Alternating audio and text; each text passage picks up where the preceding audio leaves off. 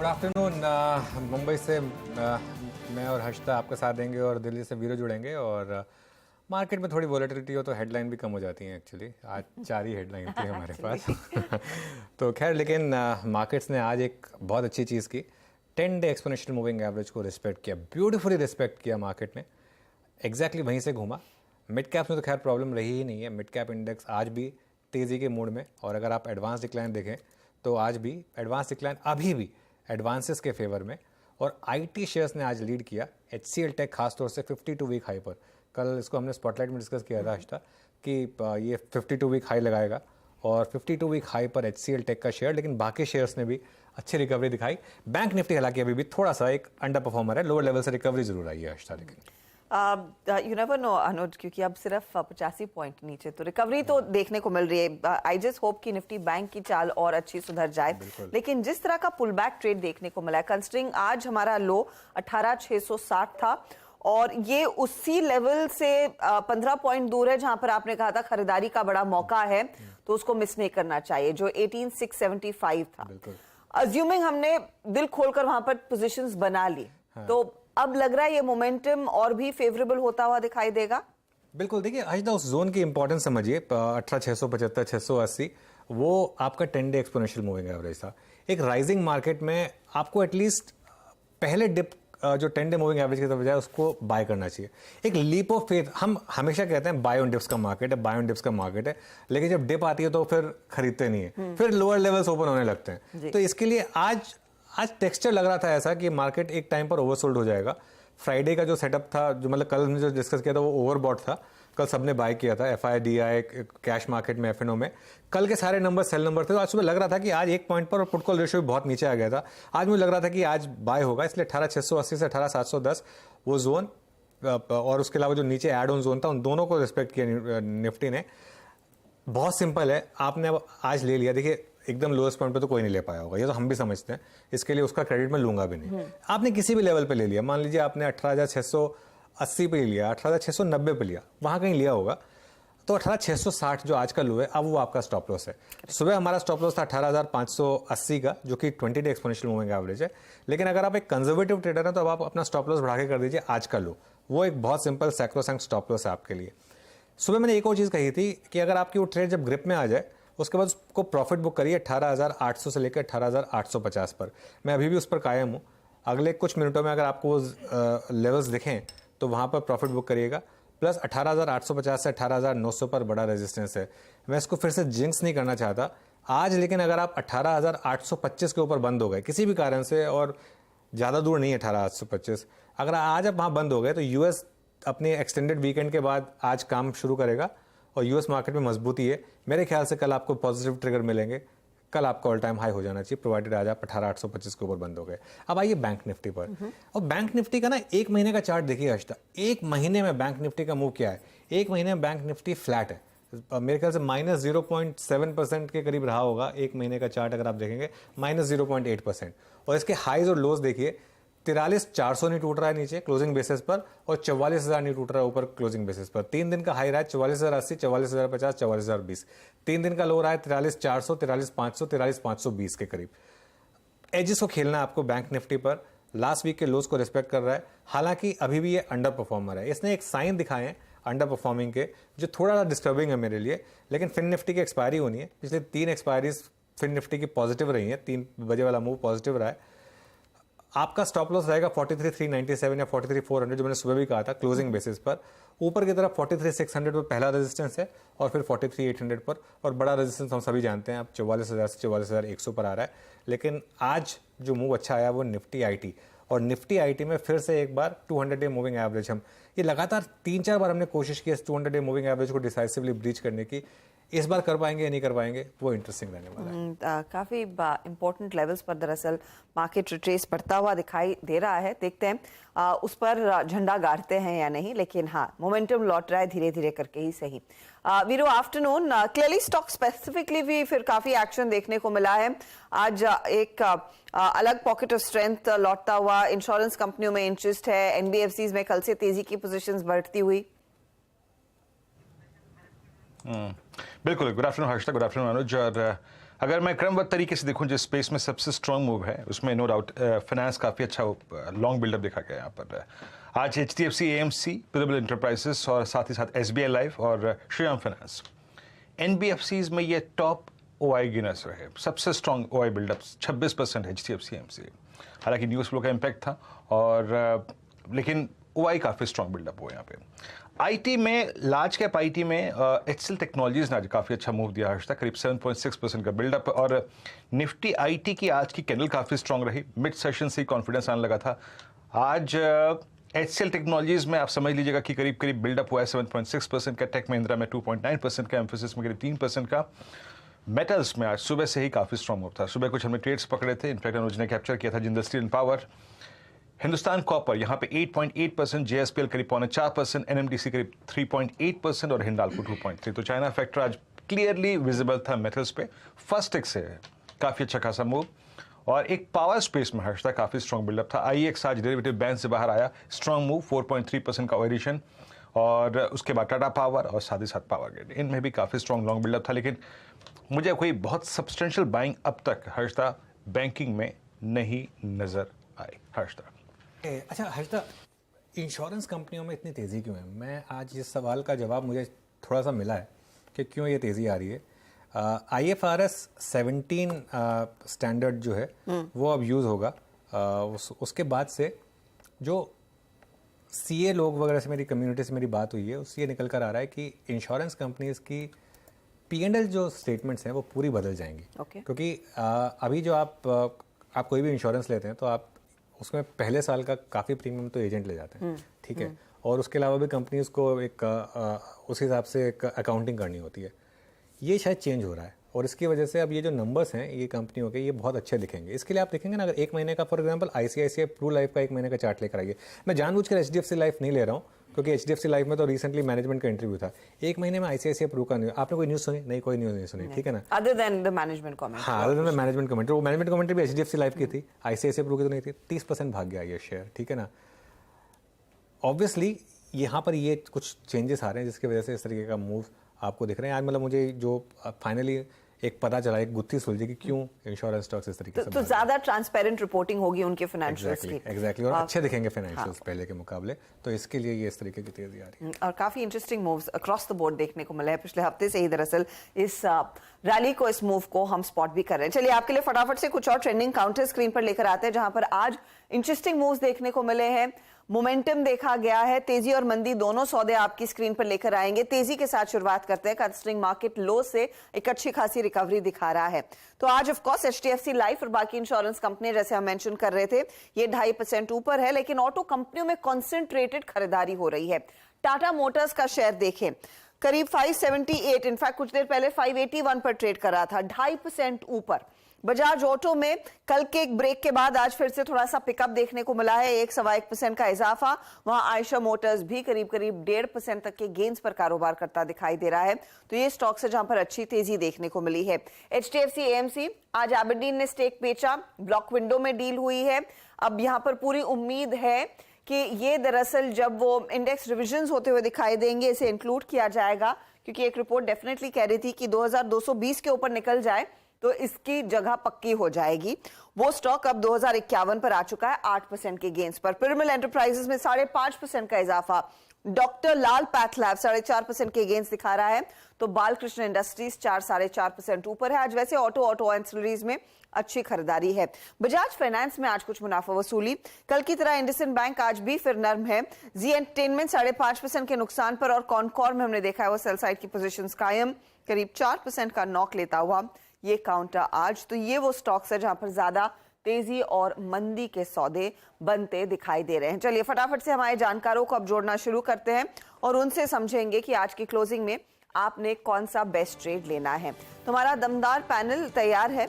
William O'Neill के मयूरेश जोशी से हम फंडामेंटल नजरिया समझेंगे। टेक्निकल कॉल्स के लिए प्रकाश गाबा, मानस जायसवाल, अमित सेठ, स्वाति होतकर और श्रीकांत चौहान तैयार रहेंगे।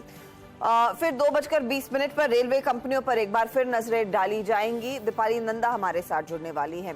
2:40 पर हर रोज की तरह 4 का चौका सस्ता ऑप्शन मानस जायसवाल से लेंगे। श्रीकांत चौहान बताएंगे आज का F&O सुपरस्टार। स्वाति देंगी चार्ट का चमत्कार।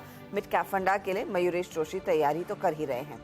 2:45 पर फिर प्रधानमंत्री नरेंद्र मोदी जो पहुंचेंगे यूएस अपने दौरे पर। एजेंडा क्या है, किन किन बड़े दिग्गजों से मुलाकात होती हुई दिखाई देगी? डिफेंस को लेकर मार्केट में काफी ज्यादा सुगबुगाहट रही है। लक्ष्मण रॉय से एक ताजा अपडेट लेंगे और मार्केट बिग वॉइस में आज IIFL सिक्योरिटीज के चीफ इक्विटी स्ट्रेटेजिस्ट और फंड मैनेजर उज्जवल शाह हमारे साथ जुड़ने वाले हैं। फिर 3 बजे जोड़ेंगे यतिन को, डीलिंग रूम का जायजा, BTST STBT ट्रेड और ऑफ कोर्स क्लोजिंग की तैयारी। ओके अच्छा, एक बार जरा HDFC AMC लेकर आते हैं, इससे पहले की स्ट्रैटेजीज लेंगे। सुबह आज हम इसको एक्सप्लेन कर रहे थे कि क्यों आज इसमें इतनी बड़ी तेज़ी आएगी हर्षिता, और ख़ास तौर से फ्यूचर्स की प्लेट लेकर आइए। ये देखिए अब 8.5% ऊपर है ये स्टॉक कैश मार्केट में। अब इसकी फ्यूचर्स की प्लेट लेकर आइए। कल जब दिन बंद हुआ था तो ये डिस्काउंट पर था 24 पॉइंट के, अब ये डिस्काउंट रह गया सिर्फ 1.6 पॉइंट्स, और आई थिंक अभी इसने शायद टेम्प्रेरी फ्रीज भी लगाई थी 10% की।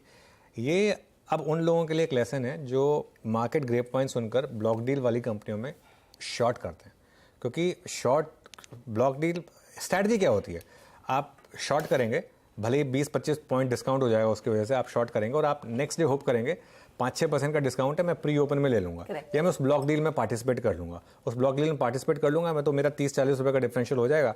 उसके बाद जब मार्केट एक्चुअल ओपनिंग होगी उसके बाद मैं दोनों स्क्वायर ऑफ कर लूंगा। जो सबको पता होता है कि जब एक बार ओपन हो जाएगा उसके बाद वो डिस्काउंट पूरा खत्म हो जाएगा, ठीक है। ये आप सोचकर ये आप ट्रेड लेते हैं। प्रॉब्लम कहाँ जाती है? प्रॉब्लम आती है जैसे आज हो गया, किसी ने ये नहीं सोचा था कि इतनी एपेटाइट है मार्केट में। आप सोचिए HDFC AMC जैसा AMC स्पेस जो कि एक अंडर परफॉर्मिंग स्पेस है, जिसका कि हमको पता है कि अर्निंग्स रिस्क पर है, जहां रिसेंटली काफ़ी खराब मूव्स रहे, वहां पर इतनी बड़ी ब्लॉक डील हो गई, वो भी ब्लॉक विंडो में। मतलब मार्केट इन्वेस्टर्स ने ले लिया, 2 करोड़ शेयर ऐसे खप गए, मतलब जैसे पता भी नहीं चला। ये एक बता रहा है इंडियन मार्केट की डेप्थ इस समय। और इसके लिए प्लीज़ अब आप ऐसे स्टॉक्स में जब भी आप ये ब्लॉक डील वगैरह का सुने और आप सोचे कि मैं शॉर्ट करके पैसा कमा लूँगा, नहीं बनेगा पैसा। उल्टा ब्लॉक विंडो में होगी तो लॉन्ग साइड पे बल्कि ज़्यादा पैसा बनेगा, इस चीज़ का ध्यान रखिएगा। चलिए खैर, ये तो एक टेक्निकल बात हो गई। अब अपने पैनल को जोड़ लेते हैं और फ्रेश कॉल लेते हैं उन सब से। गुड आफ्टरनून आप सभी को। गाबा सर बताइए इस समय की आपकी बड़ी trade. Well, good afternoon to you. इस वक्त वही IT पर है, रेसिलियंस है, कल से सपोर्ट मिल रहा है लोअर लेवल से। L&T टेक्नोलॉजिकल सर्विसेज ट्रेड कर रहा है 3938 पर। मुझे लगता है यहाँ पर एक अपमूव मिलना है। 4000 का टारगेट है, स्टॉप होगा 3900 का। L&T technological services by. Technology services आपके स्क्रीन पे डे हाई की ट्रैजेक्टरी में आके ट्रेड करता है। और अगर आप इस वक्त के OI एडिशंस को देखें, आई मीन पूरे के पूरे टेक्नोलॉजी स्पेस में, तो LTTS में एक सब्सटेंशियल 1.7% का बिल्डअप देखा गया है। 3937 कॉल स्क्रीन पे गई है। मानस, गुड आफ्टरनून, आपका ट्रेड क्या रहेगा? गुड आफ्टरनून वीरेन जी। तो देखिए, ट्रेड श्रीराम फाइनेंस है जहां पर खरीदारी करने की राय रहेगी। एक फ्रेश ब्रेकआउट देखने को मिला है। हाई टॉप शायद पटन तो पहले से ही बन रहे थे। आज देखिए पॉइंट ये है कि पिछले साल 2022 के हाईस को भी स्टॉक ने ब्रीच कर दिया है। तो करंट लेवल्स पे खरीदारी करने की राय रहेगी। 1499 स्टॉप लॉसेस रहेंगे और ऊपर की तरफ 1640 1640 तक के भाव देखने को मिल सकते हैं। शायद इसमें 1 से 2 दिनों का समय लगे। श्रीराम फाइनेंस का 1540 वाला कॉल ऑप्शन भी ले सकते हैं। 40 रुपए के आसपास ट्रेड हो रहा है। 19 रुपए के स्टॉप लॉस से आप इस ऑप्शन में भी खरीदारी कर सकते हैं। 80 रुपीज के टारगेट इस ऑप्शन के लिए रहेंगे। फाइनेंस कल जिसकी हम बात कर भी रहे थे, 1540 का कॉल लेने की सलाह। यहाँ पर एक बड़ी अपॉर्चुनिटी है और आपको याद होगा कल मैनेजमेंट ने कहा आसानी से 15 से 20% तक की ग्रोथ और मार्जिन्स मेंटेन करते हुए कंपनी दिखाई देगी। तो कमेंट्री सॉलिड और स्टॉक में तेजी बढ़ती हुई। 1640 के लिए एक अपॉर्चुनिटी यहाँ पर है। अमित, आफ्टरनून, आपका trade. Good afternoon Harshita ma'am, good afternoon Anuj ji, good afternoon Viren ji and everyone. Harshita ma'am, इस समय का मेरा टॉप ट्रेड रहेगा बाटा इंडिया। बाटा इंडिया का स्ट्रक्चर देखिए तो बड़ा कंफर्टेबली इसने 200 एक्सपोनेंशियल मूविंग एवरेज क्रॉस किया है। सारे अपने मूविंग एवरेजेस के ऊपर ट्रेड कर रहा है और चार्ट का स्ट्रक्चर देखिए तो continuously higher high higher low के फॉर्मेशन बन रहे हैं, which is suggesting a good up trend. Open interest का डेटा देखें तो लगभग 6% के आसपास इसमें लॉन्ग एडिशन आज की डेट में हुआ है।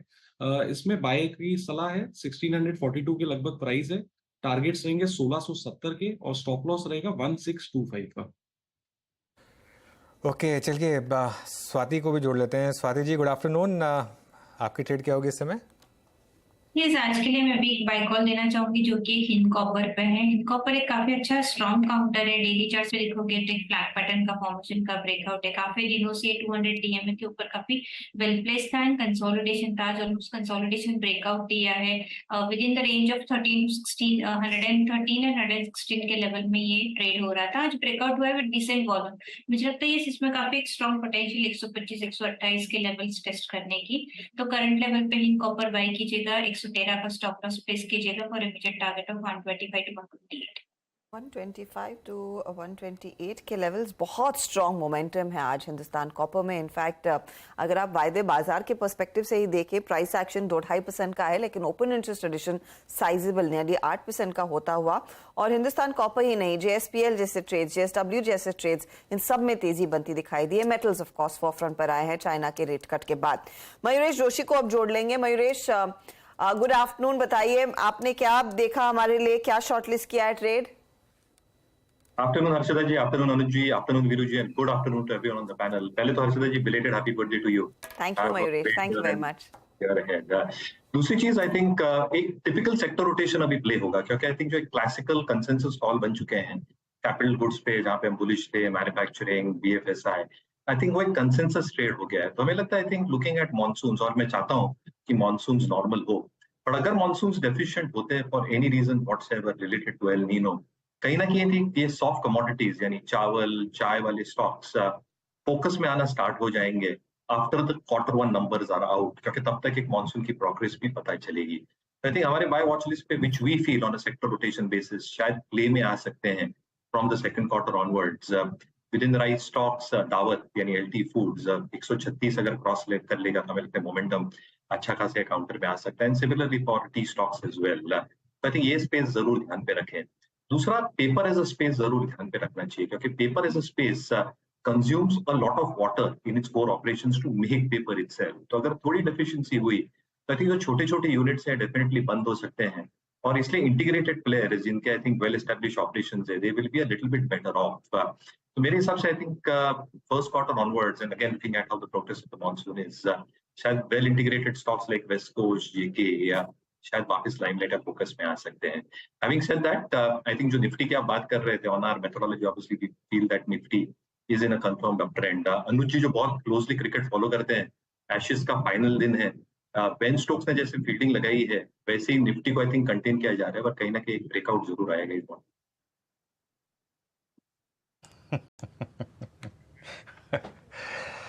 चलिए, गुड कमेंट्स। लास्ट में आपने जो कमेंट जोड़ा ना, अच्छा था मयूरेश जी। अच्छा, मैं इस बीच आपका एक ध्यान आकर्षित करना चाहूँगा। आज सुबह सुबह आज स्पॉटलाइट में 2 स्टॉक्स का जिक्र किया गया था, उसमें से एक एचसीएल टेक्नोलॉजीज 1165 डे हाई पर आगे ट्रेड कर रहा है। हमने करीब 8:57 पर उसके साथ इस पर बातचीत की थी, इज अ डे हाई। और एक और चीज़, इस 1165 के प्राइस का मतलब ये भी है कि ये उन आईटी स्टॉक्स में से है शुमार इस वक्त जो कि अब 52 वीक हाई पे ट्रेड कर रहे हैं। 52 वीक हाई पे ट्रेड कर। डायरेक्टर साहब एक बार जरा ओआई रखिएगा इसका स्क्रीन पे। HCL technologies top OI gainer है, 2.3% प्राइस अप्रिशिएशन और करीब करीब 8.9% का buildup. Anuj, it's a 52 week high. I think large cap IT में सबसे स्टेबल स्ट्रक्चर में मैं इसको शुमार कर सकता हूँ। बिल्कुल वीरू, कल हमने जब स्पॉटलाइट में डिस्कस किया था तो ये बताया था कि 52 वीक हाई लगाने वाला पहला लार्ज कैप आईटी स्टॉक बनेगा। हालांकि लाइफ हाई नहीं है ये, देखिए थोड़ा सा डिफरेंस समझना होगा इसमें। लाइफ हाई इसका मेरे ख्याल से 1400-1500 के करीब था, इतनी बड़ी गिरावट आई थी इसमें। वीरू, इसमें एक और चीज़ हुई थी, आज मैं और आशीष सुबह डिस्कस कर रहे थे। नॉर्मली कौन सी आईटी कंपनी सबसे पहले नंबर्स डिक्लेयर करती है? टीसीएस, ठीक है ना, सबसे पहले टीसीएस आती है, उसके बाद इन्फोसिस आती है, उसके बाद बाकी कंपनियां आती हैं। क्योंकि वो जो नंबर 3, 4, 5 कंपनी होती है ना, वो थोड़ा देखना चाहती हैं कि नंबर 1 और नंबर 2 प्लेयर्स क्या बोल रहे हैं। एचसीएल टेक ने इस बार आके सबसे पहले बोल दिया कि हम 12 तारीख को नंबर्स लेके आने वाले हैं। मुझे याद नहीं पिछली बार कब ऐसा हुआ था कि एचसीएल टेक ने सबसे पहले नंबर्स डिक्लेयर किए थे, और मेरे ख्याल 12 तारीख से पहले तो कोई करेगा भी नंबर्स डिक्लेयर। और 2 क्वार्टर इनके काफ़ी ख़राब ऑलरेडी रह चुके हैं। मतलब मार्केट ना बहुत स्मार्ट है, मार्केट इन चीज़ों की बहुत वैल्यू देता है। कंपनियां नंबर्स जो हैं, जैसे फेडरल बैंक के केस में कई बार होता था हर्षदा कि अगर वो पहली फोर्टनाइट में नंबर ला रहा है तो मतलब तेज़ी है, दूसरी फोर्टनाइट में ला रहा है मतलब डिक्लाइन है। कंपनियां अगर मार्केट आवर्स में नंबर्स ला रहे हैं तो मतलब अच्छे नंबर्स आ रहे हैं, पोस्ट मार्केट आ रहे हैं तो मतलब खराब नंबर आ रहे हैं। तो 12 तारीख को कंपनी डिक्लेयर कर रही है तो मार्केट थोड़ा कहीं ना कहीं ये एज्यूम कर रहा है, प्लस वैल्यूएशन फेवर में है। मतलब ये HCL tech Wipro, tech Mahindra, ये 3 कंपनियां आईटी में जिनके वैल्यूएशन अभी प्री कोविड लेवल्स पर है। ये भी एक फैक्टर है वीरू जिसकी वजह से ये इस तरीके का आपने मूव देखा है। तो ये एक इंटरेस्टिंग ट्रेड आपने स्पॉट किया, 2.5% ऊपर कारोबार में है। लेकिन इस बीच आरवीएनएल को लेकर दरअसल आप सुबह से ही सुन रहे हैं कि किस तरह से वो वंदे भारत वाला ऑर्डर री इशू होने की नौबत आती हुई दिखाई दे रही थी, क्योंकि जो रशियन कंसोर्शियम में आरवीएनएल पार्टनर है, एक रशियन कंपनी पार्टनर है, और दोनों पार्टनर्स के बीच दरअसल थोड़े से मतभेद उभर कर आ रहे थे। अब दीपाली नंदा ने इनफैक्ट रेल मंत्रालय ने कई लोगों से बातचीत की है और शायद यहां पर किसी तरह की सुलह होती हुई दिखाई दे सकती है। दीपाली बताइए क्या सुन रहे हैं, क्योंकि सुबह तक तो अपडेट यही था कि आरवीएनएल को 69% स्टेक दिया जा रहा है, इसीलिए वो रशियन काउंटर पार्ट नाराज था और उन्होंने वो 200 करोड़ का अपफ्रंट पेमेंट नहीं किया। अब लेटेस्ट क्या है, क्या मैनेज किया जा रहा है सिचुएशन को सरकार की तरफ से? जो बिल्कुल आपने सही कहा कि रेल मंत्रालय, आरवीएनएल और जो रशियन कंसोर्शियम है, इन तीनों के बीच सुलह कराई जाए, कोई बीच का रास्ता निकाला जाए। फिलहाल फोकस इसी पर किया जा रहा है। लगातार नेगोशिएशन हो रही है तीनों के बीच में, लेकिन इस वक्त जो हमें सबसे बड़ी खबर सूत्रों से मिली है वो ये कि बीच का रास्ता कुछ इस तरह से निकाला जाए कि एक प्रपोजल सामने रखा गया है जिसमें ये बात कही गई है कि आरवीएनएल को 69% की बजाय 51% की हिस्सेदारी दी जाए।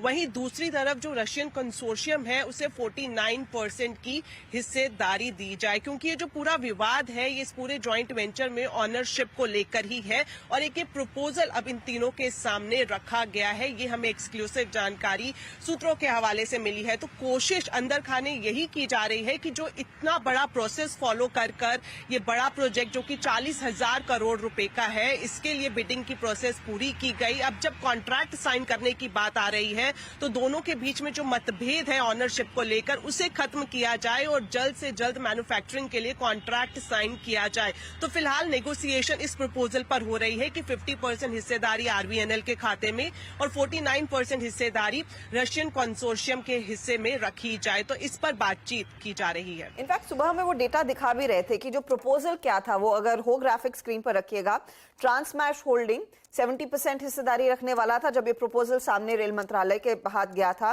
लोकोमोटिव इलेक्ट्रिकल्स के पास 5% होना था और आरवीएनएल के पास 25%। क्योंकि ट्रांसमैश एक क्लियरली रशियन प्लेयर है, जब से अमेरिका ने सैंक्शंस लागू किए थोड़ा सा डर लगा कि ये कंपनी क्या डिलीवर कर पाएगी या नहीं। दूसरी बात, इनके जो दूसरे सप्लायर्स हैं, चाहे वो अमेरिकी कंपनियां हो या फिर यूरोपियन कंपनियां, उनके हाथ में प्रोडक्ट्स नहीं आने वाले थे। इस लिहाज से सरकार ने कहा आरवीएनएल को 69% होल्डिंग रखनी चाहिए और उसी को लेकर ये रशियन प्लेयर दरअसल नाराज था। तो सुबह में डर था कि ये रीबिडिंग के लिए जा सकता है। दीपाली, ये जो आप अपडेट दे रही हैं, सरकार बेसिकली रीबिड नहीं मंगाना चाहती है और इस रशियन काउंटर पार्ट को किसी ना किसी तरीके से खुश करने की कोशिश की जाएगी, जहां पर आरवीएनएल का भी इक्वल स्टेटस मेंटेन किया जाएगा। जो बिल्कुल आपने सही कहा कि सरकार की कोशिश यही है कि कोई बीच का रास्ता निकालकर इस डील को सिरे तक पहुंचाया जाए, क्योंकि सूत्र हमें ये भी बता रहे हैं कि रेल मंत्रालय पर वित्त मंत्रालय की तरफ से भी ये दबाव है कि जल्द से जल्द इस डील को साइन करके क्लोज किया जाए, ताकि जो एक बहुत बड़ा प्रोजेक्ट है 120 स्लीपर वंदे भारत का, उसकी मैन्युफैक्चरिंग देश में शुरू की जा सके। तो इसी के मद्देनजर रेल मंत्रालय लगातार जो रशियन एम्बेसी है उससे बातचीत कर रहा है, जो रशियन कंसोर्शियम है उनसे बातचीत की जा रही है और आरवीएनएल तो साथ में है ही। कोशिश यही की जा रही है कि इसको रीबिड की स्टेज पर ना ले जाकर फिलहाल दोनों कंपनियों के बीच में सहमति बनाई जाए, ताकि जो अभी तक देरी हो रही है और जो किरकरी रेल मंत्रालय की हुई है उससे आगे बचा जा सके। दीपाली, शुक्रिया इस जानकारी के लिए। और देखिए स्टॉक में अब शानदार रिकवरी। मयूरेश, कोई व्यू आपका आरवीएनएल को लेकर? नहीं, ये जो विवाद खड़ा हुआ है कहीं ना कहीं आई थिंक एक सेंटिमेंटल इम्पैक्ट जरूर आया, बट आई थिंक जो एक ऑर्डर बुक है, not just RVNL Anuj ji, I think काफी रेलवे कंपनीज की तरफ आप देखिए टिटागढ़ वैगन्स को जो ऑर्डर मिल रहे हैं, इनकी जो एक दूसरी कंपनी है जो रेलवे इंफ्रास्ट्रक्चर में, जुपिटर वैगन्स, इसको जो ऑर्डर मिल रहे हैं, मुझे लगता है आई थिंक रेल इकोसिस्टम में जैसे ऑर्डर इनफ्लोज आते जा रहे हैं, और एक रीजनेबल अमाउंट ऑफ एग्जीक्यूशन होते जा रहे, operating leverage definitely play out हो रही है. We had picked out Texmaco यानी टेक्स रेल कल. हमें लगता है अभी भी आई थिंक चुनिंदा स्टॉक है जिनके पास से बिल्कुल होल्ड करके रखना चाहिए, because there are a lot of triggers including railway wagon orders, export orders जो इनको मिले हैं. एक एक्सपोर्ट ऑर्डर ये 100 मिलियन का एग्जीक्यूट करना स्टार्ट करेंगे सेकंड क्वार्टर से. कमर्शियल वैगन्स, जब फ्रेट डेडिकेटेड कॉरिडोर स्टार्ट होगा तो टेक्स रेल कमर्शियल या फ्रेट वैगन्स भी बनाती है, जिसका बहुत बड़ा फायदा हो सकता है उनकी ईपीसी डिवीजन को. So I think most of these rail stocks are doing well. RVNL from a valuation perspective obviously थोड़ा stretch लग रहा है. TexRail from a valuation perspective is looking very attractive. And even जो financiers हैं ये system में, IRFC जैसे I mentioned at a couple of weeks back, ये भी limelight में रहेंगे क्योंकि जो financing होगी रेलवे इंफ्रास्ट्रक्चर को लेके, रोलिंग स्टॉक को लेके, इलेक्ट्रिफिकेशन को लेके, और जो डिविडेंड यील्ड पे IRFC आई थिंक काम करती है, जो नंबर्स है, जीरो डेट है बुक्स के ऊपर, जीरो ग्रॉस लायबिलिटी है, टैक्स लायबिलिटी है, और एसेट क्वालिटी में प्रेशर्स बिल्कुल नहीं है क्योंकि सरकारी क्लाइंट्स है पूरे के पूरे. तो कहीं ना कहीं आई थिंक चुनिंदा स्टॉक्स लाइक IRFC, टेक्सरेल नजर में रख सकते हैं. जिनके पास RVNL है होल्ड कर सकते हैं, बट आई थिंक फ्रेश खरीदारी obviously to it. Okay, market है days high up, Nifty 8 point ऊपर, बैंक निफ्टी के लॉसेस कम हुए हैं, 68 पॉइंट रह गए सिर्फ. निफ्टी मिड कैप इंडेक्स भी अब 100 पॉइंट ऊपर, 1/3% की तेज़ी यहाँ पर. अच्छा, हम वो ये खबर ब्रेक हो गई थी, इसके लिए हम थोड़ा डिविएट कर गए थे. हम HCL टेक डिस्कस कर रहे थे. मानस, इसकी कोई कॉल ली जाए यहाँ पर, कोई फ्रेश अप्रोच को लेकर, क्योंकि फ्रेश 52 वीक हाई पर, और आईटी में क्लियरली लार्ज कैप आईटी में आउट परफॉर्मिंग स्टॉक. बिल्कुल, देखिए स्टॉक डेफिनेटली मेरे रडार पे था और मैंने शॉर्टलिस्ट करके रखा हुआ था स्टॉक को. अब क्योंकि ये 1150 के ऊपर का ब्रेकआउट है, तो आई थिंक यहाँ पर 50-60 रुपए का आपको जरूर देखने को मिल सकता है अनुज जी. 1170 वाला कॉल ऑप्शन ले सकते हैं HCL टेक का, 14 रुपीज पे ट्रेड हो रहा है. वहां पर आपको 6 रुपए के स्टॉप लॉस से खरीदारी करनी है. आई थिंक 35 से 40 रुपए तक के भाव आपको इस ऑप्शन में 1170, 1170 की कॉल ऑप्शन में HCL टेक के देखने को मिल सकते हैं. ओके, इस ऑप्शन को ज़रूर मार्क करके रखिएगा. HCL टेक्नोलॉजीज का आज का ओआईडिशंस, एट द मनी कॉल्स और slightly out of money calls का बिहेवियर बहुत ही स्ट्रॉन्ग है. अच्छा, फिर जरा एक बार आप दीपक नाइट्राइट लेके आइएगा. आज इसका भी जिक्र हुआ था और अच्छा मूव दिया इसने स्पॉटलाइट में. दीपक नाइट्राइट ने एक टिपिकल फ्लैग का ब्रेकआउट दिया, और जो एक सप्लाई जोन था दीपक नाइट्राइट के लिए वो था करीब 2261 के जोन में, जो कि दिसंबर लास्ट ईयर के फर्स्ट वीक का हाई था. तो ये तो वहाँ तक चला गया, इसने अपना काम बखूबी कर दिया. मीनवाइल निफ्टी ने एक स्विंग देकर अभी करीब 10 पॉइंट का जंप और लिया है. And same is the case with Nifty. Bank 43,600 हो गया, यानी जो इंट्राडे में जो 12 बजे हम स्टैट्स दिख रहे थे वो 43,500 का कॉल राइटर बहुत ज़्यादा कैपिटलाइज कर रहा था. अब उसके हाथ से थोड़ी सी बात निकलती हुई वो इंट्राडे में, आप जब कुछ देर में वो स्टैट्स देखें, डायरेक्टर साहब वो स्टैट्स ले आइएगा, वो थोड़ी शॉर्ट कवरिंग स्टार्ट हो चुकी होगी. लेकिन मैं सिर्फ ये तथ्य रख रहा था आपकी स्क्रीन पे. मैं आ रहा था अल्टीमेटली SRF पे. SRF में मुझे एक ट्रेड विजिबल था 2409. एक बार इसको देखिएगा Amit ji. Strong recovery, strong lower shadow, और फाइनली अब ये 2 दिन के स्विंग हाइस को टेस्ट करता हुआ 2409. कोई 15, 20, 25 रुपए का स्विंग नजर आ रहा है आपको यहाँ पे? कोई ऑप्शन या फिर फ्यूचर्स पे आपका टेक? जी वीरेन जी, फ्यूचर्स के थ्रू इसे प्ले करेंगे. 200 डे एक्सपोनेंशियल मूविंग एवरेज को स्टॉक ने रिकवर किया और अब 100 डे एक्सपोनेंशियल को भी क्रॉस कर रहा है. जो इसमें हमने लगभग 12 जून का सेल ऑफ देखा था, उसके बाद कोई फॉलो थ्रू नहीं था. तो नेक्स्ट लॉजिकल टारगेट मुझे लगता है कि 10 और 20 डेज में टेस्ट हो सकता है, जो कि लगभग 2450 के आसपास है. किसी को लॉन्ग पोजीशन बनानी है तो 2385 के स्टॉप लॉस के साथ कैश में लॉन्ग पोजीशन बनाइए for a target of 2450. Okay, यहाँ पर बात करते करते 2411 का अगर आप देखें प्राइस हो गया फ्यूचर्स में 2410.45 इस वक्त स्पॉट में ट्रेड करता हुआ. डायरेक्टर साहब वो स्लाइड रख देंगे प्लीज़ जरा स्क्रीन पे, जो हमने 12 बजे ली थी.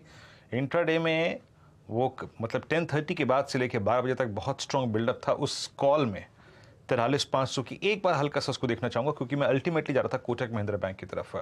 Bank Nifty now touching it's day high. सुबह का हाई था 636. वो ऑप्शन स्लाइड प्लीज इस पर स्क्रीन पे रखिएगा एक बार. 2 स्टॉक्स बहुत अच्छा डिलीवर करते हुए, इट्स एक्सिस बैंक और कोटक महिंद्रा बैंक. 2 स्टॉक्स अच्छा रिकवरी मोड में हैं. ये देखिए आपकी स्क्रीन पे 43,500 की कॉल का आउटस्टैंडिंग वाई अब मात्र घट के 50 लाख हो गया. श्रीकांत चौहान हमारे साथ जुड़ चुके हैं. श्रीकांत, पहले मैं बैंक निफ्टी पे आपका टेक चाहूंगा और एक व्यू एक्सिस बैंक पे. आपकी स्क्रीन पर एक्सिस में स्मार्ट रिकवरी है, क्या कैसे रीड कर रहे हैं बैंक निफ्टी की इस रिकवरी को और आपका टेक एक्सिस बैंक पे? या गुड आफ्टरनून वीरेंद्र। सी जैसे ये अभी पिक्चर चेंज हुआ है कि जितना कॉल राइटिंग खड़ा था 18,800 पे, वो पूरा शिफ्ट हो चुका है 18,700 के पुट पे। सो ये क्लियरली इंडिकेट करता है कि आज की रिकवरी जो है वो काफी कंस्ट्रक्टिव लग रही है और मुझे लगता है कि और मोमेंटम बनेगा। और स्पेसिफिकली अगर बैंक निफ्टी की बात करें तो यहाँ पे अभी भी अगर देखा जाए तो पैटर्न उतना स्ट्रांग नहीं है जितना निफ्टी का स्ट्रांग दिख रहा है, लेकिन ये वन लेग ऑफ करेक्शन लगता है कि अभी कंप्लीट हो चुका है और वापस वो अपवर्ड बैरियर की तरफ जा रहा है जो 44,000 के करीब है। तो 44,000 के टारगेट्स वापस बैंक निफ्टी में नजर आते हैं और उसका रीजन ये है कि एक्सिस बैंक और आईसीआईसीआई बैंक जैसे स्टॉक्स में शॉर्ट कवरिंग हो रही है। और एक्सिस बैंक की अगर बात करें स्पेसिफिकली तो यहाँ पे हमें लगता है कि इसमें जो एक करेक्शन आना चाहिए था वो करेक्शन हो चुका है और 960 962 के लेवल्स के करीब एक रिट्रेसमेंट लेवल आ रहा था, उन्हीं लेवल से टर्न बैक हुआ है और plus 20 day simple moving average के भी काफी नजदीक आया था। तो इन लेवल से इसे लॉन्ग करें और स्टॉप लॉस यहाँ पे रखे 958 का। इतना सी जैसे प्रेशर बना था बैंक निफ्टी में, मुझे नहीं लगता कि एक्सिस बैंक के लिए उतना इजी है to cross the level of 990, but yes बिल्कुल ये पुल बैक जो है वो 985 से लेकर 990 तक जा सकता है। तो एक वेरी शॉर्ट टर्म व्यू के साथ एक्सिस बैंक को लॉन्ग करें। बिल्कुल, एक महीने पहले अगर आपसे किसी ने पूछा होता कि एक्सिस या आईसीआईसीआई में 1000 पहले कौन टच करेगा तो 100 में से 90 लोगों ने कहा होता आईसीआईसीआई बैंक। अब 100 में से 90 लोग कहेंगे एक्सिस बैंक का। यही है मार्केट और एक्सिस बैंक ने एक महीने में शानदार मूव दिखाया। मेरे ख्याल से एक महीने पहले ये स्टॉक 860 870 पर था और उसके बाद से इसमें एक शानदार तेज़ी और एक महीने थोड़ा और पहले चले जाएंगे तो, और ऑब्वियसली आईसीआईसीआई बैंक थोड़ा सा स्ट्रगल कर रहा है। लेकिन आज का stock of the day HDFC AMC और पूरे ग्रुप में कई बड़ी खबरें रही हैं, तो इसको एक बार फिर रिविजिट करते हैं यतिन के साथ। Yatin, good afternoon. Good afternoon. और एचडीएफसी एएमसी के समेत बहुत सारी आज ब्लॉक डील्स हुई हैं, एक पे एक हम लोग चर्चा करेंगे। सबसे पहले एचडीएफसी एएमसी। यहाँ एचडीएफसी एएमसी के को स्पॉन्सर और को प्रमोटर अबरडीन मैनेजमेंट ने अपने पूरे शेयर्स बेच दिए। लगभग 10% से ज़्यादा की थोड़ी इक्विटी यहाँ बिकी, 2.2 करोड़ शेयर्स। और जैसे ही ये ब्लॉक डील ब्लॉक विंडो में हुई, करीब 1875 रुपए के आसपास स्टॉक में आपने 10% का अपमूव देखा। तो क्लियरली डिस्पाइट एक बड़ी इक्विटी जो ब्लॉक डील के जरिए ट्रेड होने वाली थी और 5% तक का डिस्काउंट भी अनाउंस किया था, वहाँ नहीं हुआ सौदा और एकदम ही आपको करंट मार्केट प्राइस के आसपास होता हुआ दिखाई पड़ा। तो स्ट्रॉन्ग मोमेंटम इस पर्टिकुलर स्टॉक में आपको देखने को मिल रहा है। ये ओवरहैंग था काफ़ी दिनों से, कब बिकेगा ये माल, और जैसे ये ट्रांजैक्शन हुआ वैसे ही यहाँ अपटिक आना शुरू होता हुआ दिखाई पड़ा।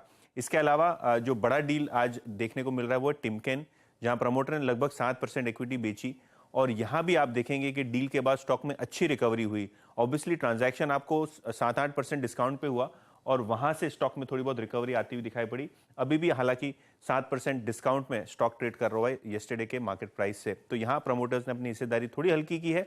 और आखिर में किम्स यानी Krishna institute of medical sciences, यहाँ भी 40 लाख शेयर्स के आपने ब्लॉक डील देखी, प्री ओपन में ही ये होता हुआ दिखाई पड़ा और ब्लॉक विंडो में जैसे ये ट्रांजैक्शन हुआ, खुलते में ही स्टॉक में भी आपने 2 से 3% की शुरुआती तेजी देखी है। तो अक्रॉस द बोर्ड डील्स हो रही हैं। अभी थोड़ी मिनटों पहले लगभग 1.5 करोड़ शेयर की ब्लॉक डील जमुना ऑटो में भी हुई और वो जमुना ऑटो में जो डील हुई 96 रुपीज़ के आसपास, वहाँ से भी स्टॉक लगभग 10% इंट्राडे मूव हो रहा है और अभी 105-106 पे हो रहा है। तो बहुत सारी डील्स जो है आपको पिछले 1-2 हफ्तों में दिखाई पड़ रही है। और जमुना ऑटो देखिए, अभी ये डील हुई और स्टॉक में आपने जबरदस्त मोमेंटम देखा। वॉल्यूम भी 3 करोड़ शेयर्स का अब दोनों एक्सचेंज पे दिखाई दे रहा है आपको। बिल्कुल यतिन, शुक्रिया। अच्छा हर्षिता, खाली एचडीएफसी एएमसी की डील साइज होगी $500 मिलियन, $500 मिलियन, और बाकी जो यतिन बता रहे हैं थोड़े बहुत और जोड़ दें आप इन सबको, और अगर आप रुपीज़ करोड़ में जाना तो करीब करीब 5,000 करोड़ की सप्लाई आज ऐसे ऑब्जर्व होगी मार्केट में, मतलब जैसे कुछ, और वही ब्लॉक विंडो में। और जो कि हम कह रहे थे कि एक ऐसे सेक्टर में जहाँ पर हेडविंड्स एंड टेलविंड्स नहीं है, मतलब ये है बुल मार्केट। और जिस तरीके का मिड कैप एक्शन है, कमाल का एक्शन, मतलब ब्लॉक डील होती है उसके बाद स्टॉक, अब जो ब्लॉक डील में सेलर है उसको एक बार लगता हुआ कि मैंने कहीं गलत तो नहीं बेच दिया, मेरे बेचते मतलब वो जो एक रिटेल का माइंडसेट होता था कि मेरे बेचते ही स्टॉक चल जाता था, आजकल वो इंस्टीट्यूशंस को लग रहा है कि हमारे बेचते ही स्टॉक चल रहा है, 10% चल रहा है हमारे बेचते। इनफैक्ट एचडीएफसी एएमसी पर, और जो सुबह में भी आप बातचीत कर रहे थे कि अगर इसको उस MSCI का इंडेक्स का हिस्सा बनना है तो 17% उसको वाली चीज। साइजेबल मूव देखना 17 चाहिए थी, पड़ेगा। आधी आ गई उसमें। आधी तो मूव आज के आज ही आ गई। अब यहाँ से और 8% भाग जाए तो क्लियरली वो 2220 आई थिंक नोवामा की रिपोर्ट में मेंशन था लेवल, वो तो पहुंच जाएगा। मैं इनफैक्ट अमित आपको वेरी क्विकली इसी पर एक टेक्निकल राय लेना चाहती हूँ, क्योंकि एपेटाइट है वो साफ दिख रहा है स्क्रीन पर आज। ये क्या फिर क्षमता रखता है आज के मूव के बाद फिर 2220 के उस क्रूशल पॉइंट तक पहुंचने के लिए? क्योंकि अगर वो लेवल अचीव हो जाता है या फिर उसके ऊपर टिक जाता है तो क्लियरली ये क्लासिफाई होता है फिर MSCI का हिस्सा बनने के लिए, और वहां से और बड़े फ्लोज फिर फॉलो करेंगे। हर्षिता मैम, HDFC AMC में हमने काफी स्ट्रॉन्ग ब्रेकआउट देखा, जहां पे रेजिस्टेंस एक गैप के साथ स्टॉक ने टेकआउट किया। वॉल्यूम अपटेक काफी हाई है, लगभग 2000 के लेवल पे इसका रेजिस्टेंस था, जो स्टॉक ने आज गैप अप करके क्लियर किया और डेज हाई पे ऑलमोस्ट अभी ट्रेड कर रहा है। तो डेफिनेटली यहाँ पे 2000 नब्बे की इसका स्ट्रॉन्ग बेस है। यहाँ से भी अगर किसी को लॉन्ग पोजीशन बनानी चाहिए या जो ऑलरेडी स्टॉक में, तो 2000 का एक स्टॉप लॉस रखें। और मुझे लगता है कि आने वाले दिनों में 2150 से 2200 के टारगेट्स इसमें पॉसिबल है due to this strong breakout. चलिए अब एक स्टॉक डिस्कस करते हैं, टाटा मोटर्स। और ये करीब करीब मेरे ख्याल से बीरू को याद होगा, शायद अप्रैल में हम लोग ये डिस्कस कर रहे थे जब इसमें ये मूव आना शुरू हुआ था कि एक बार ये चलना शुरू होता तो फिर रुकता नहीं है। तब 450 का भाव था मेरे ख्याल से, आज 580 इस समय स्टॉक का भाव। और क्या वन वे तेज़ी रही है इसमें। नंबर्स के बाद थोड़ी करेक्शन आई स्टॉक में, लेकिन उस करेक्शन में फिर बाइंग, और इस समय इस सेक्टर को लीड कर रहा है और 7 साल के शिखर पर है ये स्टॉक। इस पर बात कर लेते हैं, साथ ही बाकी पूरे सेक्टर पर बात कर लेते हैं। हमारे साथ रिलायंस सिक्योरिटीज़ के रिसर्च हेड मितुल शाह जुड़ गए हैं। Mitul, good afternoon. पहले टाटा मोटर्स से शुरुआत करेंगे, क्योंकि क्लियरली सेक्टर का ये एक पिछले कुछ दिनों में, एटलीस्ट एक महीने में लीडर रहा है। जो पूरी अंडर परफॉर्मेंस इसने पिछले एक साल में झेली थी, वो पूरी इसने 2 महीने में ख़त्म कर दी। यहाँ से क्या भी होगा इस टाटा मोटर्स स्टॉक पर? टाटा मोटर्स स्टॉक्स में JLR का बहुत ही इम्पोर्टेंट योगदान रहता है इन टर्म्स ऑफ वैल्यूएशन। तो JLR में 2-3 बड़े ट्रिगर्स है जो काफी पॉजिटिव टर्न हुए हैं इन लास्ट फ्यू डेज और इन ए मंथ। जैसे कि क्रूड ऑयल प्राइस गिरा है, जिससे पेट्रोल डीजल प्राइसेस का बेनिफिट डेफिनेटली पूरी ऑटो इंडस्ट्री को होता है जो हुआ है। But additionally semiconductor availability recently काफी इंक्रीज हुई है और सेमीकंडक्टर के prices are corrected by nearly 80 to 90%. So that is very major positive trigger because ये लग्जरी कार्स में इलेक्ट्रॉनिक्स और सेमीकंडक्टर का यूजेज काफी हाई होता है, जिसके वजह से JLR का प्रोडक्शन पिछले कुछ 1-2 क्वार्टर से काफी ज्यादा इम्पैक्ट हुआ था, which has started improving. So ये 2 बड़े ट्रिगर है। Third another trigger I would say, तो यूएस में काइंड ऑफ ए रिसेशन और मासिव स्लोडाउन की बातें हो रही थी, जो पिछले कुछ नंबरों में दिख रहा है कि स्लोडाउन कंटिन्यू है, बट जितनी ज्यादा भयानकता लोग सोच रहे थे इन टर्म्स ऑफ रिसेशन वैसा नहीं है और सिचुएशन स्लोली एक्सपेक्टेशन से पहले ही इंप्रूव हो जाएगी। तो इसी के चलते JLR के परफॉर्मेंस में स्ट्रॉन्ग ट्रिगर है और domestic industry including EV penetration तो कंपनी को सपोर्ट कर ही रही है। सो ये सारी ओर से like all cylinders on fire for Tata Motors. और अब क्योंकि स्टॉक ने एक रफ्तार पकड़ ली है, अब आपका एनालिसिस क्या है मितुल? क्या अगला टारगेट रह सकता है? हमारे एनालिसिस में हम काफी वक्त से इनके ये सारे ही इंडिकेशन और इंक्लूडिंग जो कंपनी ने नेट डेट फ्री होने की और नेट कैश होने की इंडिकेशन दिए है या गाइडेंस दिया है अगले 2 साल में, वी बिलीव के शायद नेट डेट फ्री ना हो बट डेट में साइजेबल रिडक्शन हो जाएगा ऑटोमोटिव डेट में। तो उसी के चलते we always remain bullish on the stock since last 2 years and right now also we reiterate our buy recommendation with a target price of around 650, जो और भी फर्दर री-रेटिंग और फर्दर पोटेंशियल अपसाइड की पॉसिबिलिटीज जरूर दिखा सकता है। ओके, टाटा मोटर्स आपकी स्क्रीन पे डे हाई की ट्रैजेक्टरी में 580। अब टाटा मोटर्स के साथ ही अगर मैं सिर्फ अभी तक मिथुल अपने आप को अगर सिर्फ पैसेंजर व्हीकल सेगमेंट्स में ही अभी रोटेट करूं और इसी में अगर केंद्रित करके अपना अगला प्रश्न पूछूं, आपका मारुति पे टेक क्या है? मारुति ने अपने मिड सेगमेंट पोर्टफोलियो को बहुत स्ट्रॉन्ग किया है। इन्वेक्टो के साथ वो सबसे एक्सपेंसिव प्राइस कैटेगरी में आ रहे हैं with I think seating capacity of 8 passengers plus boot space. ये मारुति को क्या माइलेज देगा जिस सेगमेंट में इसकी प्रेजेंस नहीं थी, और मारुति पे आपका टेक?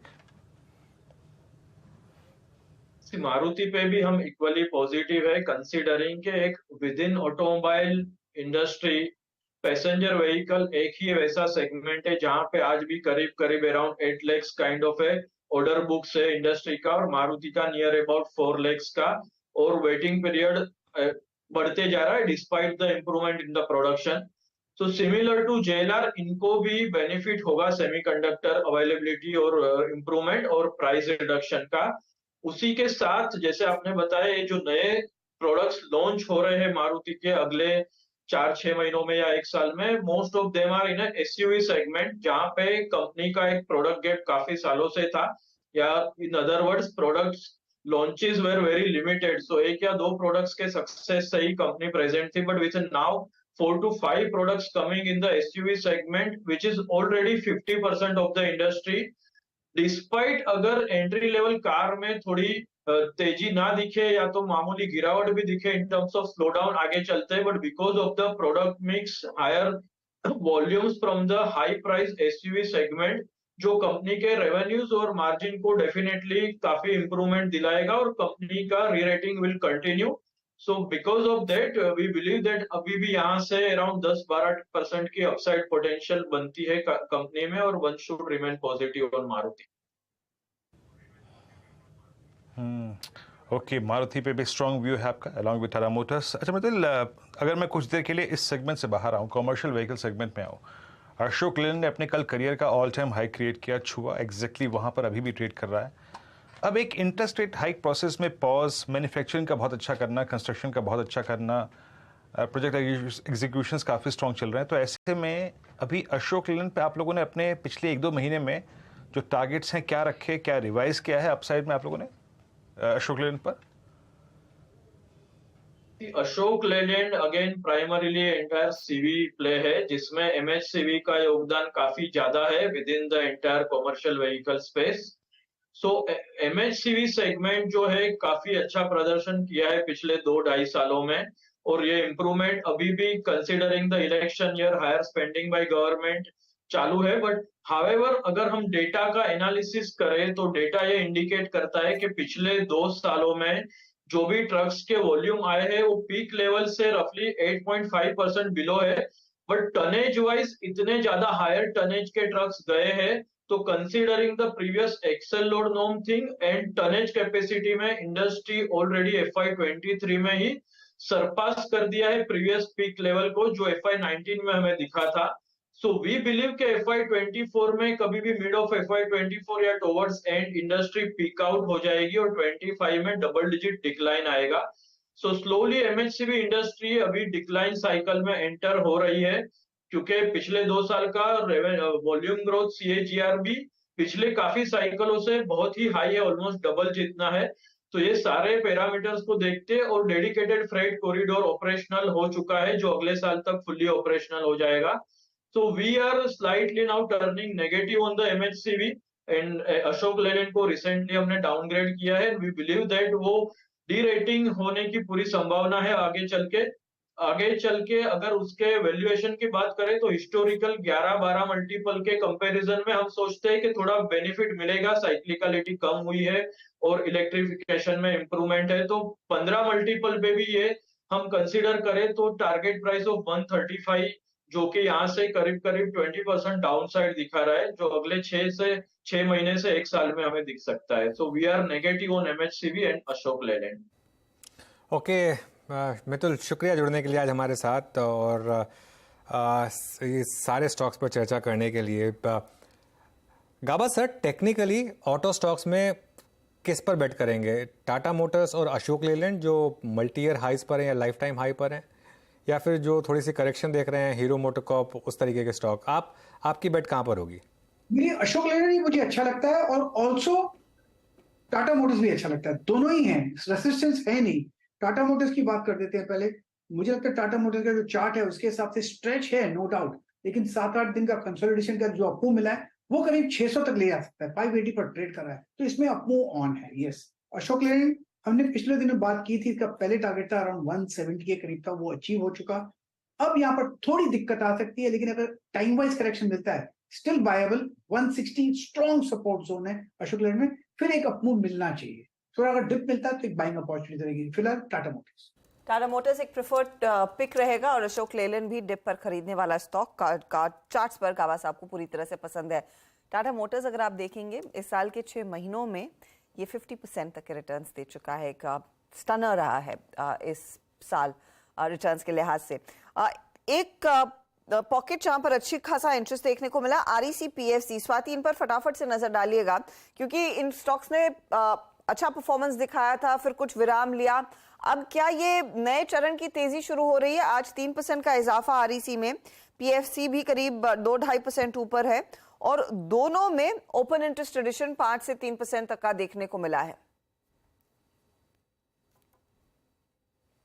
ये हर्षदा की डेफिनेटली पॉजिटिव मोमेंटम काफी स्ट्रांग है क्योंकि इसने अभी तक ऑल टाइम हाई के आसपास ट्रेड हो रहा है एंड जो अपवर्ड राइजिंग चैनल था मंथली में वो भी ब्रिज किया है। एक नया ट्रेंड चलो, मुझे लगता है कि नया हाई हमें एटलीस्ट देखने मिल सकता है 172-175 के लेवल्स तक।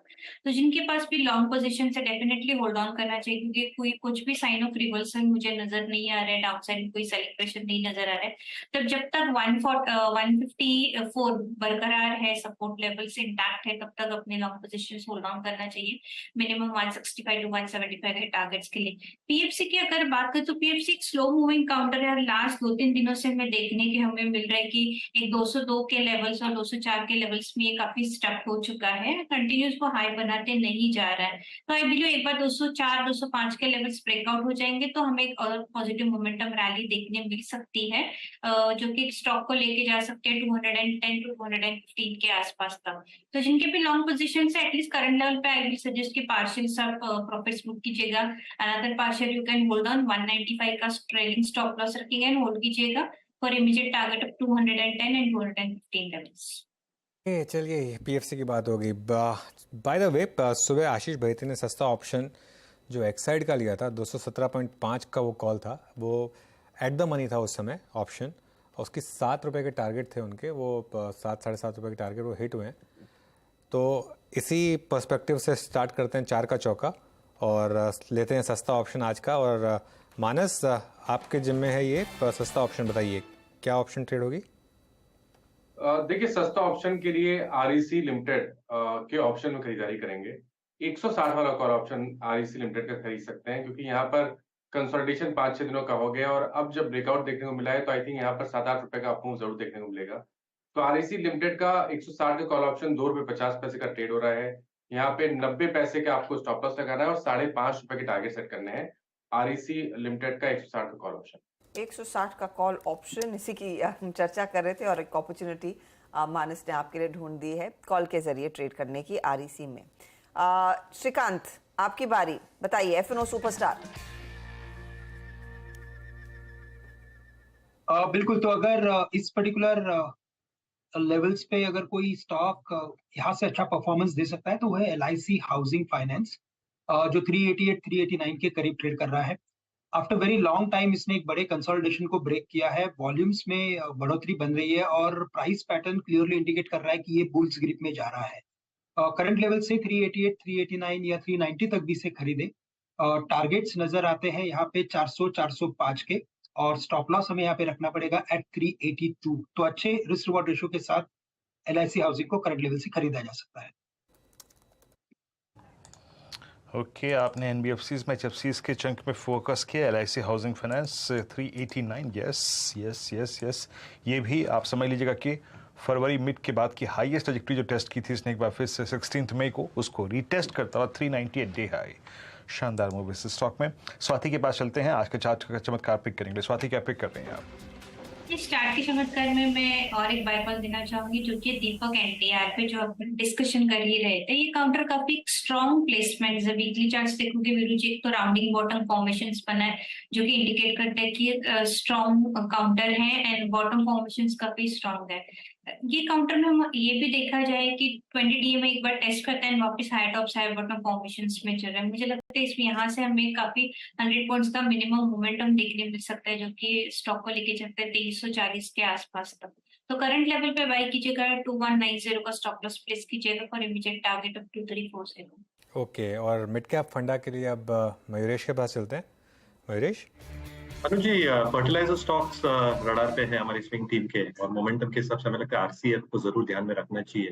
दो चीजें आई थिंक, जैसे आवाज पे ही ब्रेकिंग न्यूज हो रही थी फर्टिलाइजर सेक्टर को लेके काफी दिनों से, सब्सिडी बर्डन अगर कम होता है तो जितने आउटस्टैंडिंग ड्यूज या लाइबिलिटीज हैं ये बैलेंस शीट पे आ जाएंगे। जो सब्सिडी ड्यू क्लियर हो जाती है तो कैश आने की वजह से कैश फ्लो इंप्रूवमेंट आएगी। दूसरा I think because lower subsidies रहेंगी, कहीं ना कहीं आई थिंक जो वर्किंग कैपिटल कंस्ट्रेंट्स ये कंपनीज फेस करती थी, they should relatively start getting better, और इसके वजह से आई थिंक एक पॉजिटिव इम्पैक्ट देखा जाएगा रिटर्न रेशियोज पे।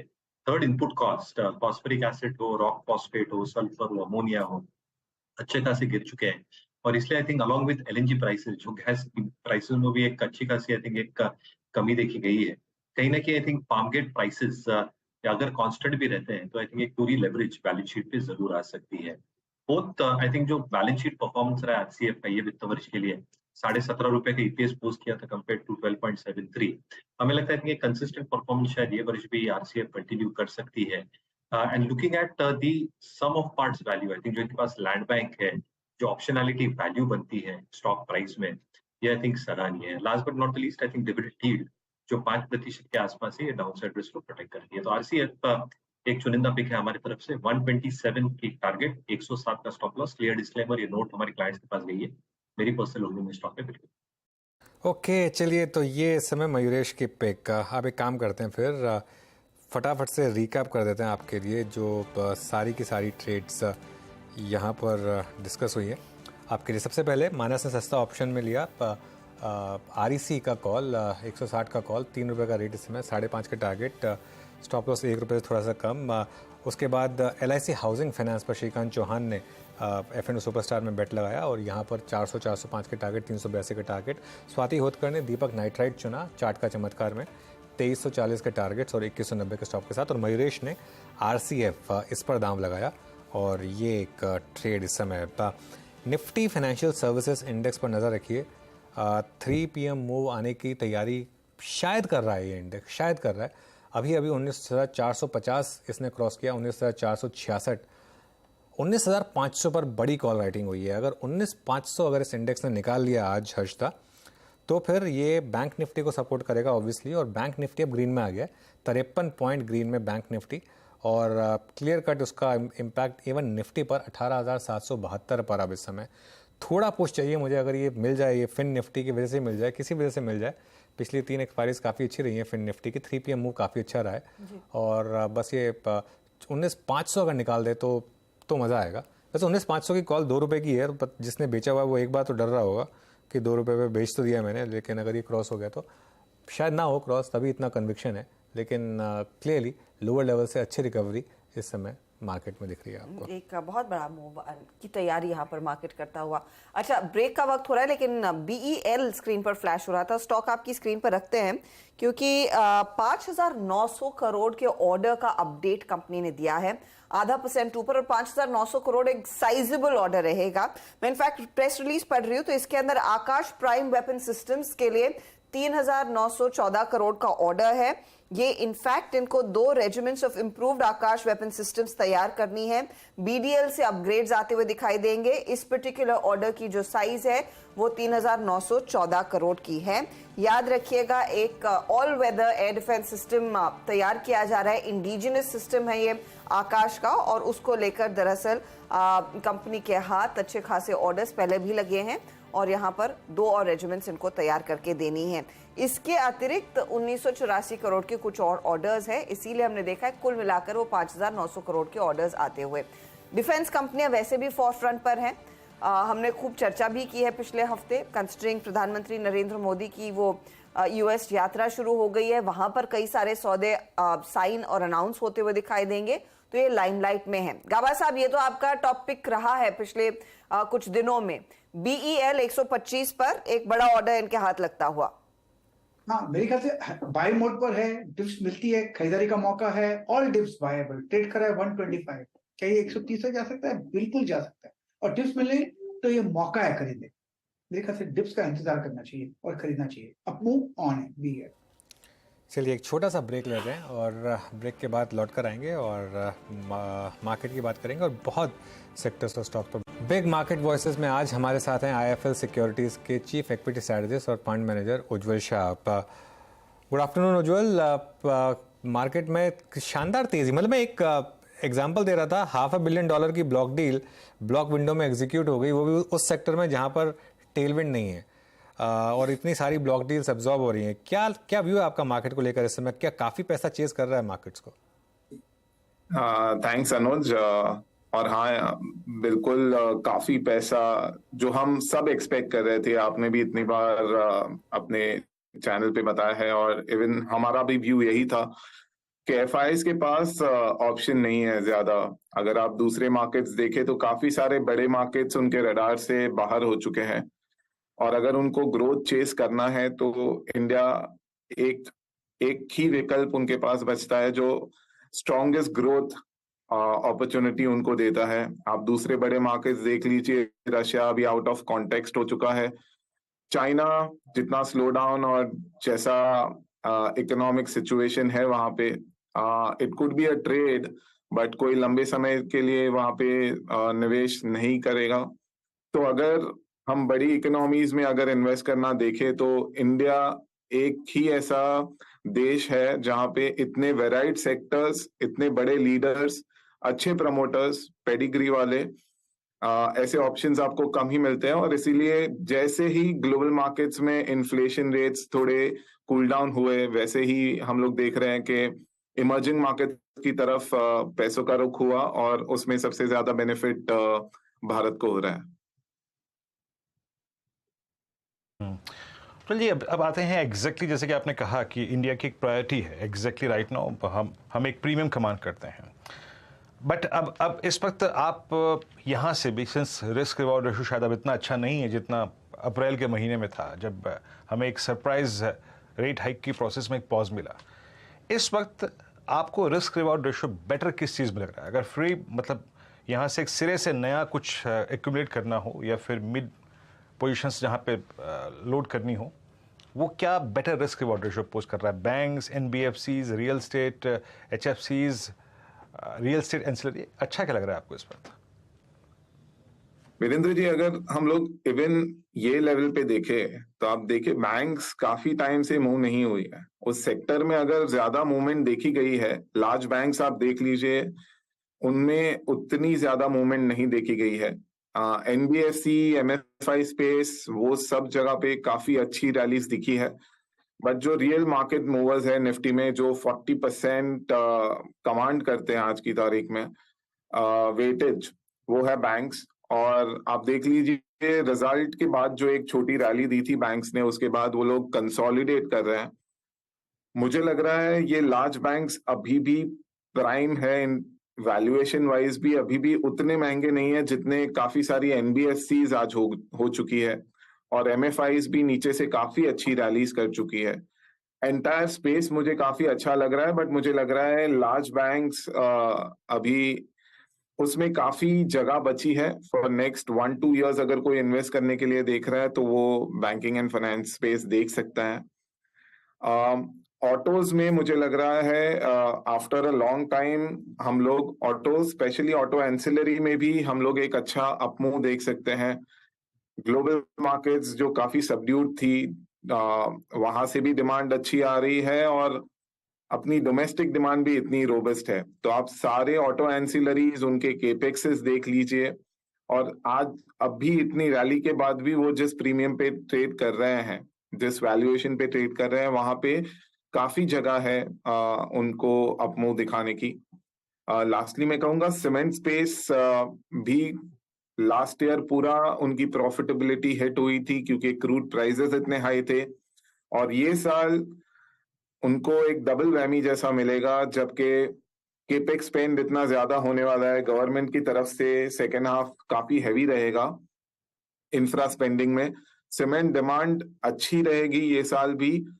On top of that crude prices इतने करेक्ट हुए हैं और पेटकोक के प्राइसेस इतने करेक्ट हुए हैं, तो प्रॉफिटेबिलिटी बहुत अच्छी रिपोर्ट करेंगी सीमेंट कंपनीज। अभी तक की रैली सीमेंट कंपनीज में हम लोग ने लार्ज कैप में देखी है, अल्ट्राटेक और दूसरे नाम जो है, उन्होंने काफी अच्छी रैली दी है अब तक।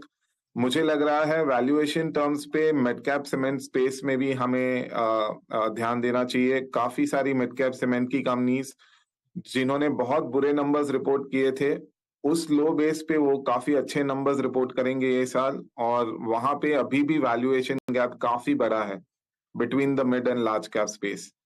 तो ये 3-4 सेक्टर्स हैं जहां पे हम अभी भी even at this levels positions create कर सकते हैं।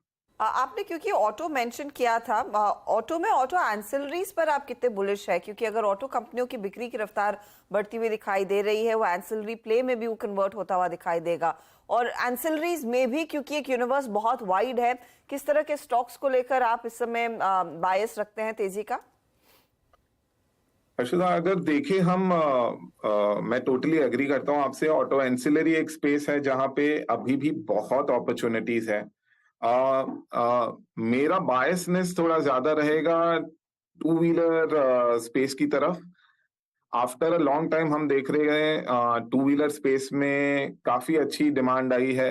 इवन प्री इलेक्शंस हम लोग नॉर्मली देखते हैं टू व्हीलर्स अच्छा करते हैं उस दरमियान, और ऐसी ऑटो एंसिलरी कंपनीज जो टू व्हीलर्स को सपोर्ट कर रही है वहां पर भी हम ध्यान दे सकते हैं। Secondly, exporting auto ancillary companies, क्योंकि उन्होंने लास्ट 2 साल बहुत बुरे देखे हैं, मैं समझता हूं वहां पे एक अच्छा कमबैक दिखेगा। और बिकॉज बेस इफेक्ट काफी लो था, क्योंकि उन्होंने काफी बुरे नंबर्स रिपोर्ट किए थे पहले, उस लो बेस से हम देखेंगे कि ये ऑटो एंसिलरी कंपनीज जो यूएस यूरोप को सपोर्ट कर रही है, जैसे ही वहां की बिक्री बढ़ेगी हम लोग देखेंगे ये ऑटो एंसिलरी कंपनीज भी बहुत अच्छा करेंगी। थर्डली, एमएचसीवी स्पेस में ऑलरेडी ऑटो एंसिलरी कंपनीज काफी सारी है जो फोर्जिंग कर रही है। हम ये देख रहे हैं अभी काफी सारी auto ancillary companies forging space में अदर अलाइड इंडस्ट्रीज में देख रही है, जैसे कि रेलवे है वगैरह वगैरह। आप बड़े से बड़ा नाम ले लीजिए, मिड साइज कंपनीज देख लीजिए, हर एक डाइवर्सिफाई कर रहा है, और मुझे लग रहा है वो अपनी एक्सपर्टीज को आगे चल के ज्यादा यूज करेंगे अदर सेक्टर्स में। सो वोलेटिलिटी भी ये स्टॉक में कम हो जाएगी और ऑर्डर बुक्स उनकी काफी स्ट्रांग हो जाएगी। तो forging companies, exporting companies auto ancillary में, और डोमेस्टिक टू व्हीलर स्पेस को सपोर्ट कर रही है, ऐसी कंपनीज को मैं ज्यादा प्रेफरेंस दूंगा on the auto ancillary space. के 18,795 अब निफ्टी पर शानदार मूव। और अगर सुबह आपने थोड़ा सा एक लीप ऑफ फेथ, जो आज लीप ऑफ फेथ ट्रेड था, वो लिया होता, तो आज अब आप 18,796 पर, अब 18,825 अगर और आ जाए यहाँ पर और इसके ऊपर हम क्लोज हो जाएं, तो मेरे ख्याल से कल फाइनली अब वो गैप अप के साथ हम शायद ऑल टाइम हाई हिट कर दें, और एक बार निफ्टी फाइनेंशियल सर्विसेज इंडेक्स वापस लेकर आते हैं। हालांकि वो उस लेवल को क्रॉस नहीं कर पाएगा जो हमने डिस्कस किया था 19,500 का, लेकिन फिर भी 19,478 तक गया। ये तो एक अच्छा मूव आपने यहाँ पर देखा, चौथी लगातार एक्सपायरी जिसमें 3 PM मूव पॉजिटिव रहा है। अच्छा, फाइनेंशियल सर्विसेज की बात हो रही है उज्जवल, तो नॉन लेंडिंग फाइनेंशियल्स में एक अच्छा मूव देखा है हमने, खासतौर से इंश्योरेंस में। एक महीने में आईसीआईसीआई प्रू जैसा स्टॉक 30% ऊपर है। एचडीएफसी लाइफ अब फाइनली उस बजट डे नॉक को पूरी तरीके से भुना चुका है, पूरा का पूरी रिकवरी वहां पर आ चुकी है। क्या चल रहा है यहाँ पर आपके हिसाब से, क्यों इतनी बाइंग आ रही है? अनुज, ये सेक्टर अगर आप देखें काफी टाइम से लो लाइंग पड़ा हुआ था। हम लोग एक्सपेक्ट कर रहे थे कि वो एक टाइम करेक्शन के थ्रू जा रहा था। बहुत अच्छे वैल्यूएशंस इनको मिले थे पास्ट में। कुछ स्टॉक तो globally most expensive life insurance companies की रेंज में आ गई थी। सो एक टाइम करेक्शन के बाद जाके वो एक अच्छे मूव की तरफ जा ही रहा था, और बजट ने एक सरप्राइज फेंक दिया।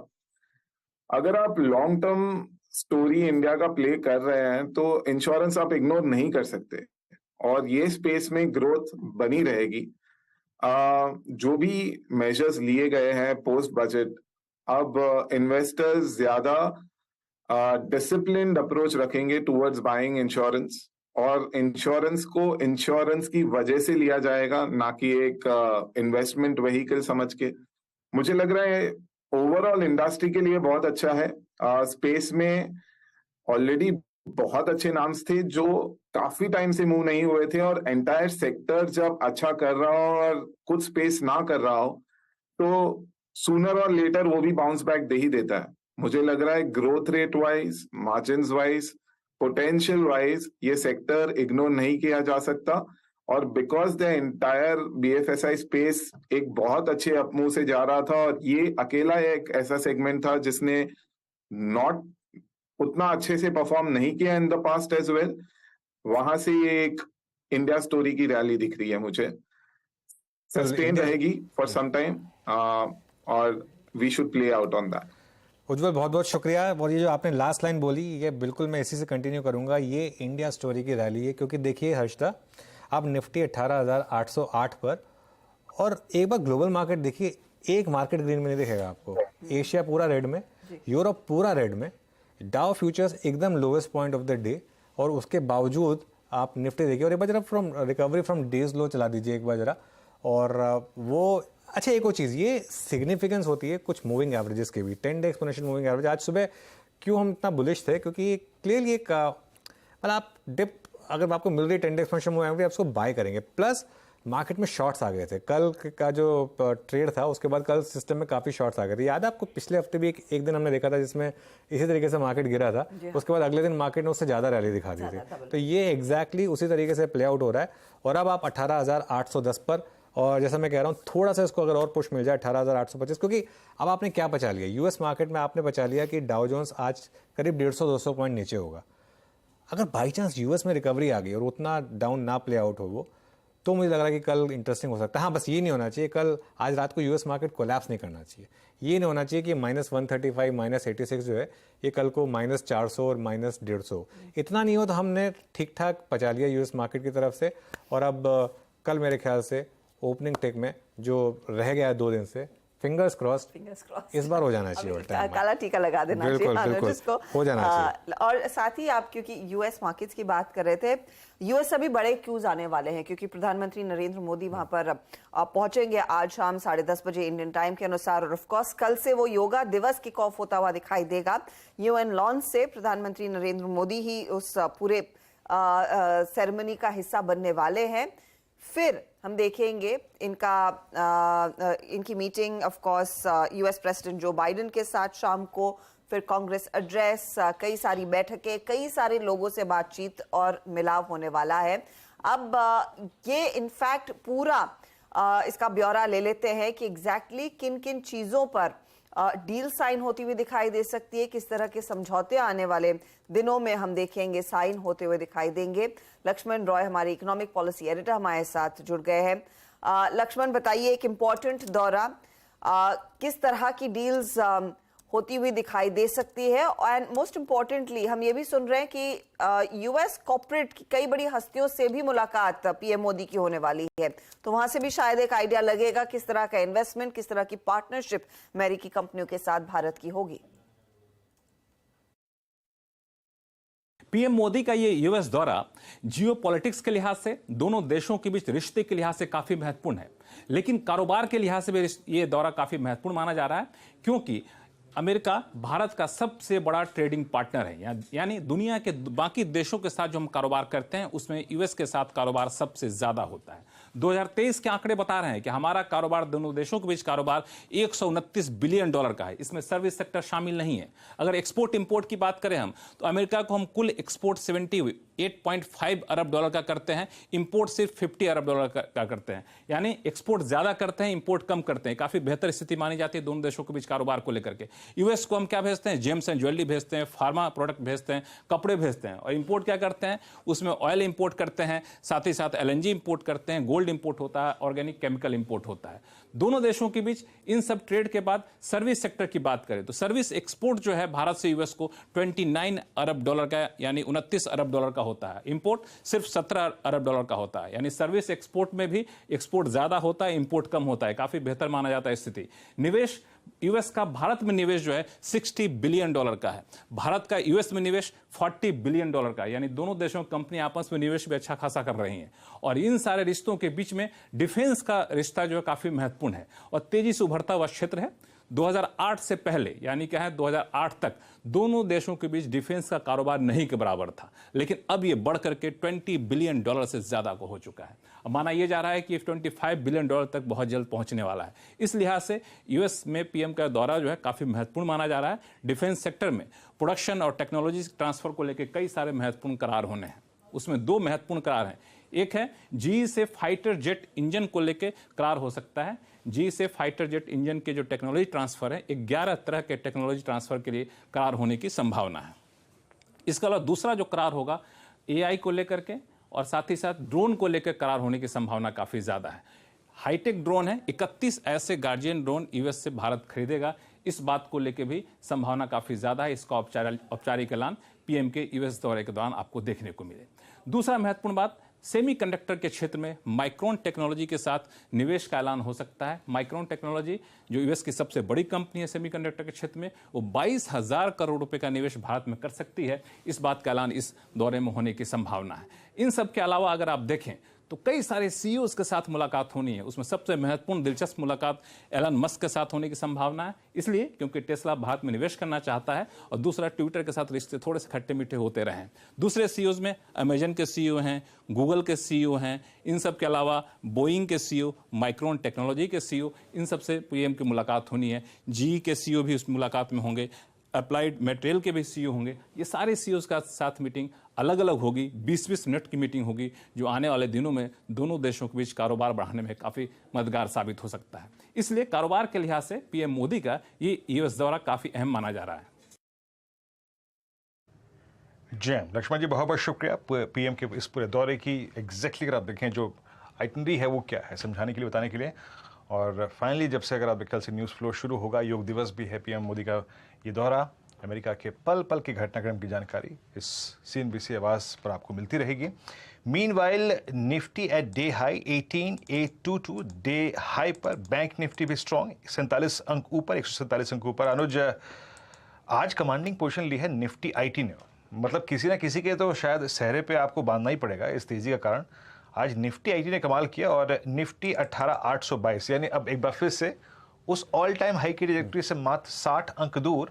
और look at the impact of टेंडेमा, शानदार मूव वहाँ से। बिल्कुल वीरू, 18,825 का हाई लगाया और वही डिस्कस कर रहे थे कि 18,825 के ऊपर क्लोज हो गए तो ऑल टाइम हाई होगा। अच्छा, सुबह की स्ट्रैटेजी में प्रॉफिट टेकिंग जोन था 18,850 से 18,880, लेकिन मैं एक चीज़ कहूँगा कि मुझे लग रहा है कि अगर आपकी ट्रेड वो ग्रिप में है तो एक बार कल सुबह का दिन और देख लें मार्केट को, क्योंकि कल बहुत अनलाइकली है कि मार्केट में किसी तरीके का गैप डाउन होगा। चांसेस गैप अप के ही हैं ज़्यादा और ऑल टाइम हाई के, वहाँ मुझे लग रहा है एक प्रॉफिट बुकिंग का मौका मिलेगा।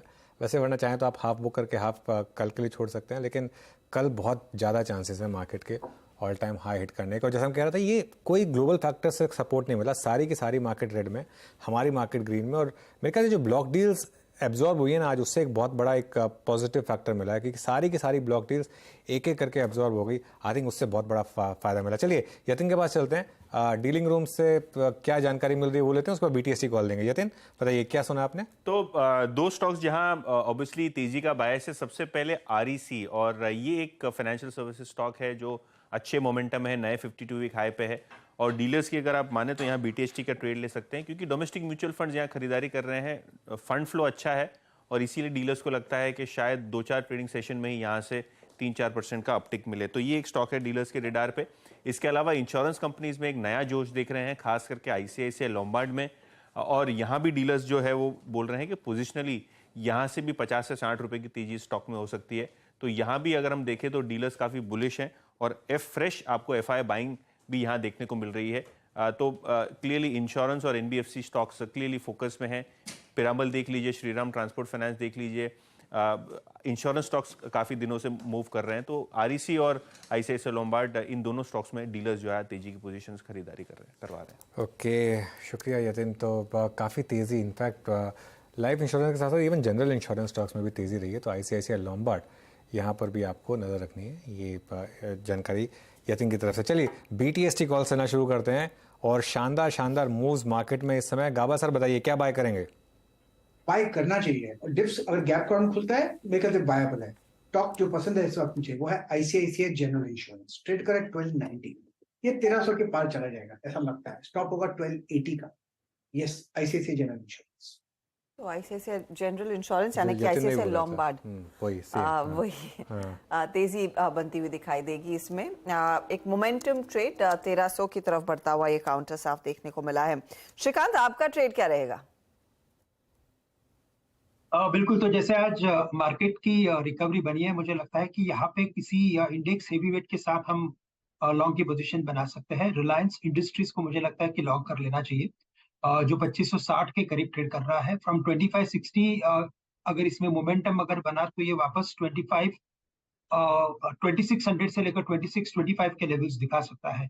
तो करंट लेवल से 2565 पे रिलायंस इंडस्ट्रीज को लॉन्ग करें और स्टॉप लॉस यहाँ पे रखें 2540 के करीब का। श्रीकांत जी का ट्रेड हो गया और साथ ही साथ प्रकाश सर का ट्रेड हो गया। अच्छा, एक चीज़ रख लीजिए स्क्रीन पे, बैंक निफ्टी अब कल के जो सेकेंड हाफ के स्विंग हाइस थे उसको भी क्रॉस कर चुका है 43,800। मैं इसका जिक्र इसलिए कर रहा हूँ क्योंकि सुबह जब हम डिस्कस भी कर रहे थे, दो कॉल राइटर्स थे जो कि मतलब कल की क्लोज के मुताबिक सवार हुए थे 44,000 43,800। एटलीस्ट अब आप 43,800 के उस जोन को बाइसेक्ट करते हुए बैंक निफ्टी भी काफ़ी सुपर स्विंग देता हुआ, और निफ्टी आईटी एक चीज़ मैं बस यहाँ पे उल्लेख कर दूँ कि now is more close to its 200 exponential moving average. वो प्लेस्ड है 29,100 पे, ऑलमोस्ट ये क्लोज आ रहा है 28,935 के आसपास। मानस आपके कैरी करेंगे वेडनेसडे मॉर्निंग के लिए? तो देखिए, मैंने आरईसी की बात की थी और मेरा समझना है कि बीटीएसटी के लिए पीएफसी को भी लेके जाया जा सकता है। करंट लेवल से आप पीएफसी में खरीदारी कर सकते हैं। 201 रुपए 90 पैसे का फ्यूचर में स्टॉप लॉस लगाइए और 209 रुपए तक के टारगेट्स इस फ्यूचर में आपको देखने को मिल सकते हैं। तो पीएफसी के फ्यूचर में खरीदारी कर सकते हैं। 205 वाले कॉल ऑप्शन में भी खरीदारी कर सकते हैं। 3 रुपए 15 पैसे का ट्रेड हो रहा है। यहाँ पर आपको 2 रुपए 30 पैसे का स्टॉप लॉस लगाना है और 5 रुपए के टारगेट सेट करना है। ओके, चलिए अमित सेठ की कॉल रह गई, उनसे ही बात कर लेते हैं। अमित जी बताइए, आपकी ट्रेड क्या रहेगी? जी अनुज जी, मैं टाटा पावर के साथ जाना चाहूंगा। टाटा आज के सत्र में हमने देखा कि पावर सेक्टर ऑलरेडी काफी बजिंग है। टाटा पावर का अगर हम स्ट्रक्चर देखें तो मोमेंटम इंडिकेटर्स में ऑलरेडी एक ब्रेकआउट है। प्राइस का यहाँ पे फॉलो थ्रू आएगा, मुझे ऐसा लग रहा है। टाटा पावर का प्राइस लगभग 225 का है। इसे बाय करें for a target of 231 and stop loss of 222 के लिए एक अपॉर्चुनिटी दे रहा है 231 के लिए। और कल ही वो एजीएम में कंपनी ने कहा था कि वो बेसिकली अपने कैपेक्स पर डबल खर्च करने वाली है वर्सेस लास्ट ईयर। लगभग 12,000 करोड़ का इन्वेस्टमेंट होता हुआ दिखाई देगा। ये वो ट्रेड जिनमें मोमेंटम है, लेकिन देखिए क्या रिकवरी स्क्रीन पर और क्या चमक रही है स्क्रीन। 18,826 के लेवल्स पर करीब 72 अंकों का इजाफा। इनफैक्ट वो 27 हो गया, कभी भी 30 भी हो सकता है निफ्टी का लेवल। 30 हो वही उसी हाई के आसपास ही ट्रेड बनता हुआ दिखाई दे रहा है। और साथ ही साथ मिड कैप 175 अंकों की बढ़त पर, आपको याद होगा मिड कैप इंडेक्स इस कार्यक्रम के शुरुआत में एकदम ढीला पड़ा था।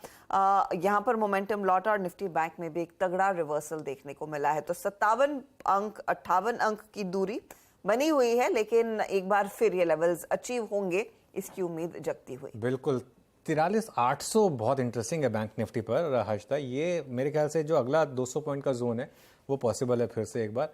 बैंक निफ्टी में देखिए एजेस का मामला है सारा आज, लेकिन बैंक निफ्टी ने 43,397 ब्रीच किया और ऐसा लगा एक बार के लिए सुबह कि बैंक निफ्टी अब कमजोर हो गया है, लेकिन फिर शानदार रिकवरी लोअर लेवल से। इनफैक्ट पूरी रिकवरी एक्चुअली बैंक निफ्टी ने लीड की है लोअर लेवल से आज जो मार्केट में आई है। मैं जिंक्स करना नहीं चाहता, लेकिन पता नहीं क्यों फीलिंग आ रही है कि कल शायद ऑल टाइम हाई आ जाएगा। लेकिन एक बहुत इंटरेस्टिंग चीज़ देखिए आपने, क्या या तो हमारे सेंसेक्स के रेट अपडेट नहीं हो रहे हैं ये। हाँ, ये हमारे सेंसेक्स के रेट अपडेट नहीं हो रहे हैं, तो वही मतलब क्योंकि 228 पॉइंट ऊपर है स्क्रीन पर हमारे सॉफ्टवेयर में, हमारे सॉफ्टवेयर में अपडेट नहीं हो रहे हैं। हाँ, यहाँ पर हो रहा है। वो मैं देख के घबरा गया था एक बार के लिए क्योंकि यहाँ पर भी ऑल टाइम हाई का मामला है सेंसेक्स पर भी, और सेंसेक्स और निफ्टी दोनों काफ़ी क्लोज हैं ऑल टाइम हाई से। इनफैक्ट सेंसेक्स का जो ऑल टाइम हाई है वो 63,583 है और अभी हम हैं थोड़ा दूर हैं उससे, लेकिन फिंगर्स क्रॉस कल हो जाना चाहिए। कुछ और स्टॉक्स जो ट्रैक किए आपने? इनफैक्ट अनुज, मेरी नजर इस समय तो सिर्फ रिलायंस इंडस्ट्रीज पर ही जा रही है क्योंकि उसका एक बहुत बड़ा पुश आया है। इनफैक्ट अगर आप निफ्टी के कंट्रीब्यूटर्स देखेंगे तो होपफुली उसका जिक्र होना चाहिए। एक बहुत शार्प सर्च, इस पर एक बाय कॉल अभी हमने सुना श्रीकांत की तरफ से, और इसी की जरूरत थी दरअसल। उस दिन जब हम उम्मीद कर रहे थे कि निफ्टी बस छूते छूते रह गया, रिलायंस का पार्टिसिपेशन नहीं था। रिलायंस उस दिन हम सोच रहे थे कि हिट करेगा पर नहीं हो पाया। लेकिन अब क्योंकि थोड़ा सा कॉन्फिडेंस बढ़ रहा है, उसमें रिलायंस का एक अच्छा खासा योगदान है। इनफैक्ट आप देखिएगा एशियन पेंट जैसे काउंटर्स, नेस्ले जैसे काउंटर्स, हीरो जैसे काउंटर्स, इन सब में आधे % का इजाफा पिछले 10-15 मिनटों में आया है। लेकिन रिलायंस ही है वो जो सबसे ज्यादा कॉन्फिडेंस इस समय दिखा रहा है कि इस तेजी में अब मेरा भी हाथ होगा। 18,831 मानस आरआईएल का ट्रेड आप भी लेंगे क्या? श्रीकांत ने तो साफ कह दिया है, इस पर फोकस करें। तो देखिए बिल्कुल, रिलायंस में कल हमने जरूर करेक्शन देखा, लेकिन उस करेक्शन में भी 20-डे मूविंग एवरेज के नीचे स्टॉक नहीं गया। पैटर्न पॉजिटिव है, हायर टॉप हायर बॉटम का ट्रेंड है। मेरा समझना है कि अब शायद आपको सबसे पहले तो जो रिसेंट हाई थे 2580 वो टारगेट देखने को मिलेंगे। लेकिन अगर आपको एक पोजिशनल ट्रेड लेना हो और आपको टारगेट सेट करने हो, वो होंगे 2625 के। करंट लेवल पे एक पोजिशनल ट्रेड लेना चाहिए 2525 के स्टॉप लॉस के साथ। ओके, तो ये फिलहाल रिलायंस की चर्चा हो रही है। अगर आप भी रिलायंस में ट्रेड ले रहे हैं तो एक इंडिपेंडेंट एडवाइजर से भी बातचीत कर ले, क्योंकि जो आप चैनल देख रहे हैं नेटवर्क 18 का हिस्सा है। नेटवर्क 18 का स्वामित्व प्रबंधन आरआईएल के हाथ में है। आखिरी 5 मिनटों में 1-2 और ट्रेड्स आपकी स्क्रीन पर लेकर आते हैं। एक बार फिर स्क्रीन पर रखते हैं HCL टेक का स्टॉक 2.5% ऊपर और बहुत बढ़िया ओपन इंटरेस्ट एडिशन, 9% के गेन्स। इसको हम पहले डिस्कस कर चुके हैं अमित, लेकिन जाते जाते क्या ये एक्सटेंड करेंगे तेजी HCL टेक में? डेफिनेटली काफी स्ट्रॉन्ग मोमेंटम है हर्षिता मैम, इसमें इसको इग्नोर नहीं करना चाहिए। जिनकी पोजीशन है वो बने नहीं, अगर किसी को फ्रेश पोजीशन बनानी है तो वो भी ले सकते हैं। स्टॉप लॉस रखें लगभग 1154 का, और मुझे लगता है इसमें 1200 तक के टारगेट्स पॉसिबल है HCL टेक में। HCL technologies 1170। अच्छा, जरा वो ऑप्शन लेके आइए प्लीज, जो हमने कॉल ली थी HCL टेक्नोलॉजीज की मानस के साथ। वो मेरे ख्याल से डे हाई की ट्रेजेक्टरी में आके ट्रेड कर रही होगी। और वो अनुज ने वो मेंशन भी किया था 1170 की कॉल। अब करीब 15 पे ट्रेड कर रही है। मेरे ख्याल से 12 या 13 के आसपास ली थी। मानस, इसको कैरी कर लेना, कोई दिक्कत तो नहीं है? नहीं, बिल्कुल कैरी करना चाहिए। BTSG कॉल की तरह भी HCL टेक में खरीदारी करनी चाहिए। आई थिंक अब आपको 1210 तक के स्तर देखने को मिलेंगे। तो जिस ऑप्शन की बात हुई है वहां पर बिल्कुल अपनी पोजीशन बना के रखिए। अपॉर्चुनिटी क्लियरली HCL टेक में साफ देखने को मिल रही है, उस पर आपकी नजरें होनी चाहिए। 1-2 और ट्रेड्स जिसमें हमने देखा है खासा मोमेंटम। गाबा साहब, मेटल्स में जिंदल स्टील एक टॉप परफॉर्मर रहा है। मेरा सवाल सिंपल है, कल के लिए रखना है या आज के आज निपटा दे सौदा? 3 दिन में बहुत दौड़ा है। 594 600 पास में ही है, यहाँ पर प्रॉफिट बुक कर लेना चाहिए। कल एक फ्रेश बुक लेंगे, लेकिन मेरे ख्याल से इस बार प्रॉफिट बुक करना चाहिए। काफी स्ट्रेच है और रेसिस्टेंट के जोन पर है, इसलिए प्रॉफिट बुक करना चाहिए। अदरवाइज ट्रेंड इंटैक्ट है जिंदल स्टील। बिल्कुल। सुबह एक्चुअली जिस लेवल पर हमने गाबा सर के साथ डिस्कस किया था, वहाँ से 20 रुपये भागा था। 585 से 605 इसने इंट्राडे हाई लगाया था। 18,835 अब निफ्टी पर। देखिए प्रॉब्लम क्या होगी, प्रॉब्लम नहीं मतलब एक टेक्निकल फैक्टर होगा। एडजस्टेड क्लोजिंग जो है वो आपकी, क्योंकि 3 to 330 का एवरेज प्राइस लिया जाता है और बड़ी तेज़ी 3 बजे के बाद ही शुरू हुई थी, तो इसके लिए हो सकता है कि एडजस्टेड क्लोज आपका समवेयर अराउंड 18,820 के करीब है। 18,820 18,821 मेरे ख्याल से एडजस्टेड क्लोज रहेगा। उसके हिसाब से ऑल टाइम हाई में करीब 60-62 पॉइंट का गैप बचेगा। यहाँ से ऑल टाइम हाई में अब सिर्फ 50 पॉइंट का गैप, नहीं 54 पॉइंट का गैप, 54 पॉइंट का गैप रह गया अब यहाँ से ऑल टाइम हाई में। और बैंक निफ्टी 43,800 पर, ये बहुत इंटरेस्टिंग होगा क्योंकि बैंक निफ्टी अभी भी ऑल टाइम हाई से करीब 600-700 पॉइंट दूर है। बैंक निफ्टी का तो ऑल टाइम हाई 44,498.7 एग्जैक्ट जो था उसका हाई, लेकिन निफ्टी अब सिर्फ 52 पॉइंट दूर है। तो तैयारी करें कल ऑल टाइम हाई हिट करने की। हर्षिता के पास चलते हैं बॉल पर और आज की इस शानदार क्लोज को रिकैप करते हैं। जी हाँ, एक बहुत बड़ा मूव देखने को मिला है। लगभग आखिरी 1.5 घंटे में हमने देखा था, शुरुआत थोड़ी सी सोम्बर हुई थी इस कार्यक्रम की, लेकिन किन हाइस पर हम जाकर टिकते हुए दिखाई दे रहे हैं। 78 अंकों का इजाफा क्लियरली बनता हुआ दिखाई दे रहा है। मिड कैप इंडेक्स में पूरा जोश लौटता हुआ 200 पॉइंट का इजाफा इधर, इसीलिए एडवांस डिक्लाइन रेशियो बेहद मजबूत आज के सत्र में। निफ्टी बैंक, लेकिन इसने इनफैक्ट मूड सुधारने का एक बड़ा योगदान निभाया।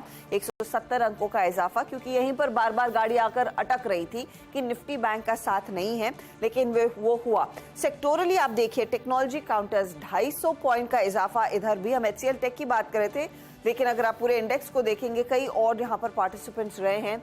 इस पूरी तेजी के।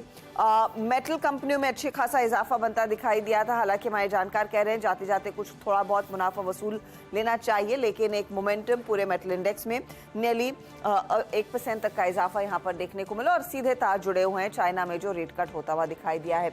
कुछ स्टॉक्स आपको दिखाते हैं जिसमें पूरी रफ्तार बनती हुई दिखाई दी। आज का top performer of course HDFC AMC रहा है। अबरडीन ने अपना स्टेक पूरा 10.12% ऑफलोड किया, लेकिन हाथों हाथ लिया गया है।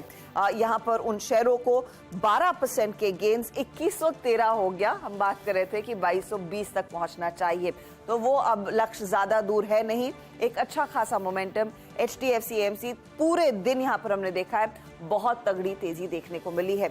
ऑफ कोर्स आज एक और ब्लॉक में जैसे यतिन मेंशन कर रहे थे, सेकंड हाफ में जमुना ऑटो जैसे स्टॉक्स रेडार पर आते हुए दिखाई दिए थे, वहां पर एक अच्छा खासा स्पाइक देखने को मिला था। लेकिन IT पर अगर आप लौटेंगे, LTTS जैसे काउंटर्स फोरफ्रंट पर रहे हैं, अच्छी खासी तेजी वहां पर बनती दिखाई दी, वो भी स्क्रीन पर लेकर आएंगे। मिड कैप IT प्लेस जहां पर हमने देखा एक मोमेंटम था। कोफोर्ज की तरफ से हमने जो देखा, इन्वेस्टर डे की कमेंट्री रिएटरेट कर रहे थे अपने परफॉर्मेंस को FY24 के लिए। स्टॉक फ्लैटिश रहा है, लेकिन थोड़ा सा इंटरेस्ट यहाँ पर देखने को मिला। अब आपके लिए लेकर आते हैं हीट मैप, जहाँ पर आपको साफ दिखेगा कि किन दिग्गजों की बदौलत दरअसल ये तेजी आई है, और उसमें एक बड़ा योगदान रिलायंस इंडस्ट्रीज का रहा है। वैसे टाटा मोटर्स जाते जाते 3% ऊपर, HCL टेक जिसको हम मेंशन कर रहे थे 1170 के लेवल्स पर ये जाकर टिका है। वहां टेक महिंद्रा में हमने देखा है 1.1% तक के गेन्स बनते दिखाई दिए। और इंश्योरेंस कंपनियों का क्या कहना, लगातार तेजी में ये pack. HDFC life, SBI life जैसे काउंटर्स, ऑफ कोर्स हमने देखा ICICI प्रू, लॉम्बार्ड में भी तेजी की पोजीशंस बनती हुई दिखाई दी है। L&T में भी खरीदारी लौटती हुई, लेकिन बैंकों में देखिए कोटक 1% ऊपर जाकर टिकता हुआ दिखाई दे रहा है। वही हमने देखा एक्सिस में खरीदारी लौटती हुई दिखाई दी। ICICI बैंक डे लो से एक अच्छी खासी रिकवरी दिखाने की पूरी कोशिश में था। सॉफ्ट साइड पर of course Bajaj finance, Finserv जैसे काउंटर्स जाकर टिके हैं। आज डिफेंसिव काउंटर्स थोड़े से बैकफुट पर आते हुए दिखाई दिए, जो समझ में आता है कंसिडरिंग वो हाई बीटा ट्रेड्स फिर से फेवर में आते हुए दिखाई दिए। लेकिन कुल मिलाकर आज का क्लोज आप कहेंगे बहुत ही शानदार है। हमारी उम्मीद से बेहतर वो क्लोज आता हुआ दिखाई दे रहा है, क्योंकि बार बार अनुज मेंशन कर रहे थे 18,825 पर टिक जाए तो कल पूरी तैयारी फिर से सेलिब्रेशन की। 18,832 पर ये क्लोज आता हुआ साफ देखने को मिल रहा है। 77 अंकों का इजाफा इंडेक्स पर। चलिए फटाफट से सीधा सौदा के आपको स्टॉक्स दिखा देते हैं जहां पर अच्छी खासी तेजी बनती दिखाई दी है। JSPL कैस्ट्रॉल तेजी की तरफ थे, लेकिन जी और PVR मंदी की तरफ आशीष ने रखा और उसका फायदा इनको मिला भी है। अब देखिए नीरज ने क्या आइडेंटिफाई किया था। नीरज के सारे तेजी वाले ट्रेड्स, हिंदुस्तान कॉपर, त्रिवेणी, दालमिया भारत, वो शुगर वाली थीम, कमोडिटीज वाली थीम क्लियरली नीरज ने फोरफ्रंट पर रखी। लेकिन एक बढ़िया क्लोजअप, बहुत शानदार क्लोज, बहुत शानदार मतलब इससे ज़्यादा क्या कह सकते हैं आप। 18,832 लेकिन एडजस्टेड क्लोज देखिए अब 18,816 पर। ये डिफरेंशियल जो क्रिएट हुआ, जो लोग पूछना चाहते हैं कि क्या हुआ, क्योंकि हमारी लास्ट ट्रेड तो एकदम हाईएस्ट पॉइंट पर थी, 18,839 पर थी, फिर हम क्यों 18,816 एकदम से आ गई। ये होता है निफ्टी का एडजस्टमेंट, क्योंकि जो ट्रेड्स होती हैं 3 से 3.5 के बीच में, उसको आप वॉल्यूम वेटेड एवरेज प्राइस के हिसाब से एडजस्ट करते हैं और उसके बाद एक क्लोजिंग लेवल आता है। एक्सपायरी वाले दिन इसकी ज़्यादा सिग्निफिकेंस होती है, क्योंकि सारी ट्रेड्स इस लेवल पर सेटल होती हैं, लेकिन बाकी दिनों में भी सेटलमेंट उसी हिसाब से होती है। लास्ट के 30 मिनट जो हैं, और तेज़ी क्योंकि 3 बजे शुरू हुई, इसके लिए जो 3 बजे से लेकर 3:10 तक के प्राइसेस रहे थे, जो 18,800 से भी नीचे थे, उनका भी एक वेट आ गया। इसकी वजह से आज हमारी क्लोजिंग जो है वो थोड़ी सी, वरना ये 18,840 पर क्लोज हो गए होते तब तो हम कल सुबह खुलते ही कर देते ऑल टाइम हाई। अब थोड़ा सा गैप हो गया, लेकिन फिर भी कितना गैप है, 70 पॉइंट का गैप है मेरे ख्याल से, 70 पॉइंट। बट अनुज ये जो एक्सपेक्टेशंस इतनी ज्यादा बढ़ जाती ना, उसको भी चेक में रख रहा है, उसको भी चेक में रखता है। और थोड़ा सा देखिए हर्षदा, एक चीज़ मैं कहूँगा, ये न्यू हाई सिर्फ एक नंबर है। हम मीडिया में हैं, इसके लिए हम बहुत खुश होते हैं इस चीज़ को लेके। मार्केट डिस्टिंग्विश नहीं करता कि आपने न्यू हाई बनाया या नहीं बनाया। आपने अगर 18 मतलब फॉर एग्जांपल कल अगर आपने बेच के आज सुबह कवर कर लिया तो आपने बहुत पैसा बनाया होता। तो लेकिन पॉइंट ये है कि किस टेक्सचर में आप मार्केट के, जहाँ पर इतनी बड़ी बड़ी ब्लॉक डील्स एब्जॉर्ब हो रही है, मार्केट में लिक्विडिटी बहुत है। मेरे ख्याल से न्यू हाई तो सिर्फ एक नंबर है। एक मार्केट अगर इस सब चलता रहा तो 20,000 की तरफ भी बढ़ेगा। हाँ, बस मॉनसून वो ठीक रहे, वो एक फैक्टर रहेगा। चलिए फिर आज इस शो को यहीं विराम देते हैं। वीरू, मुझे और हर्षिता को दीजिए इजाज़त, और कल सुबह पूरी टीम के साथ जुड़ेंगे। फिर सुबह 7 बजे तैयारी कराएंगे आपकी शायद न्यू ऑल टाइम हाई की। तो आज जुड़ने के लिए शुक्रिया और कल जुड़िए फिर हमारे साथ सुबह सुबह 7 बजे। नमस्कार। नमस्कार।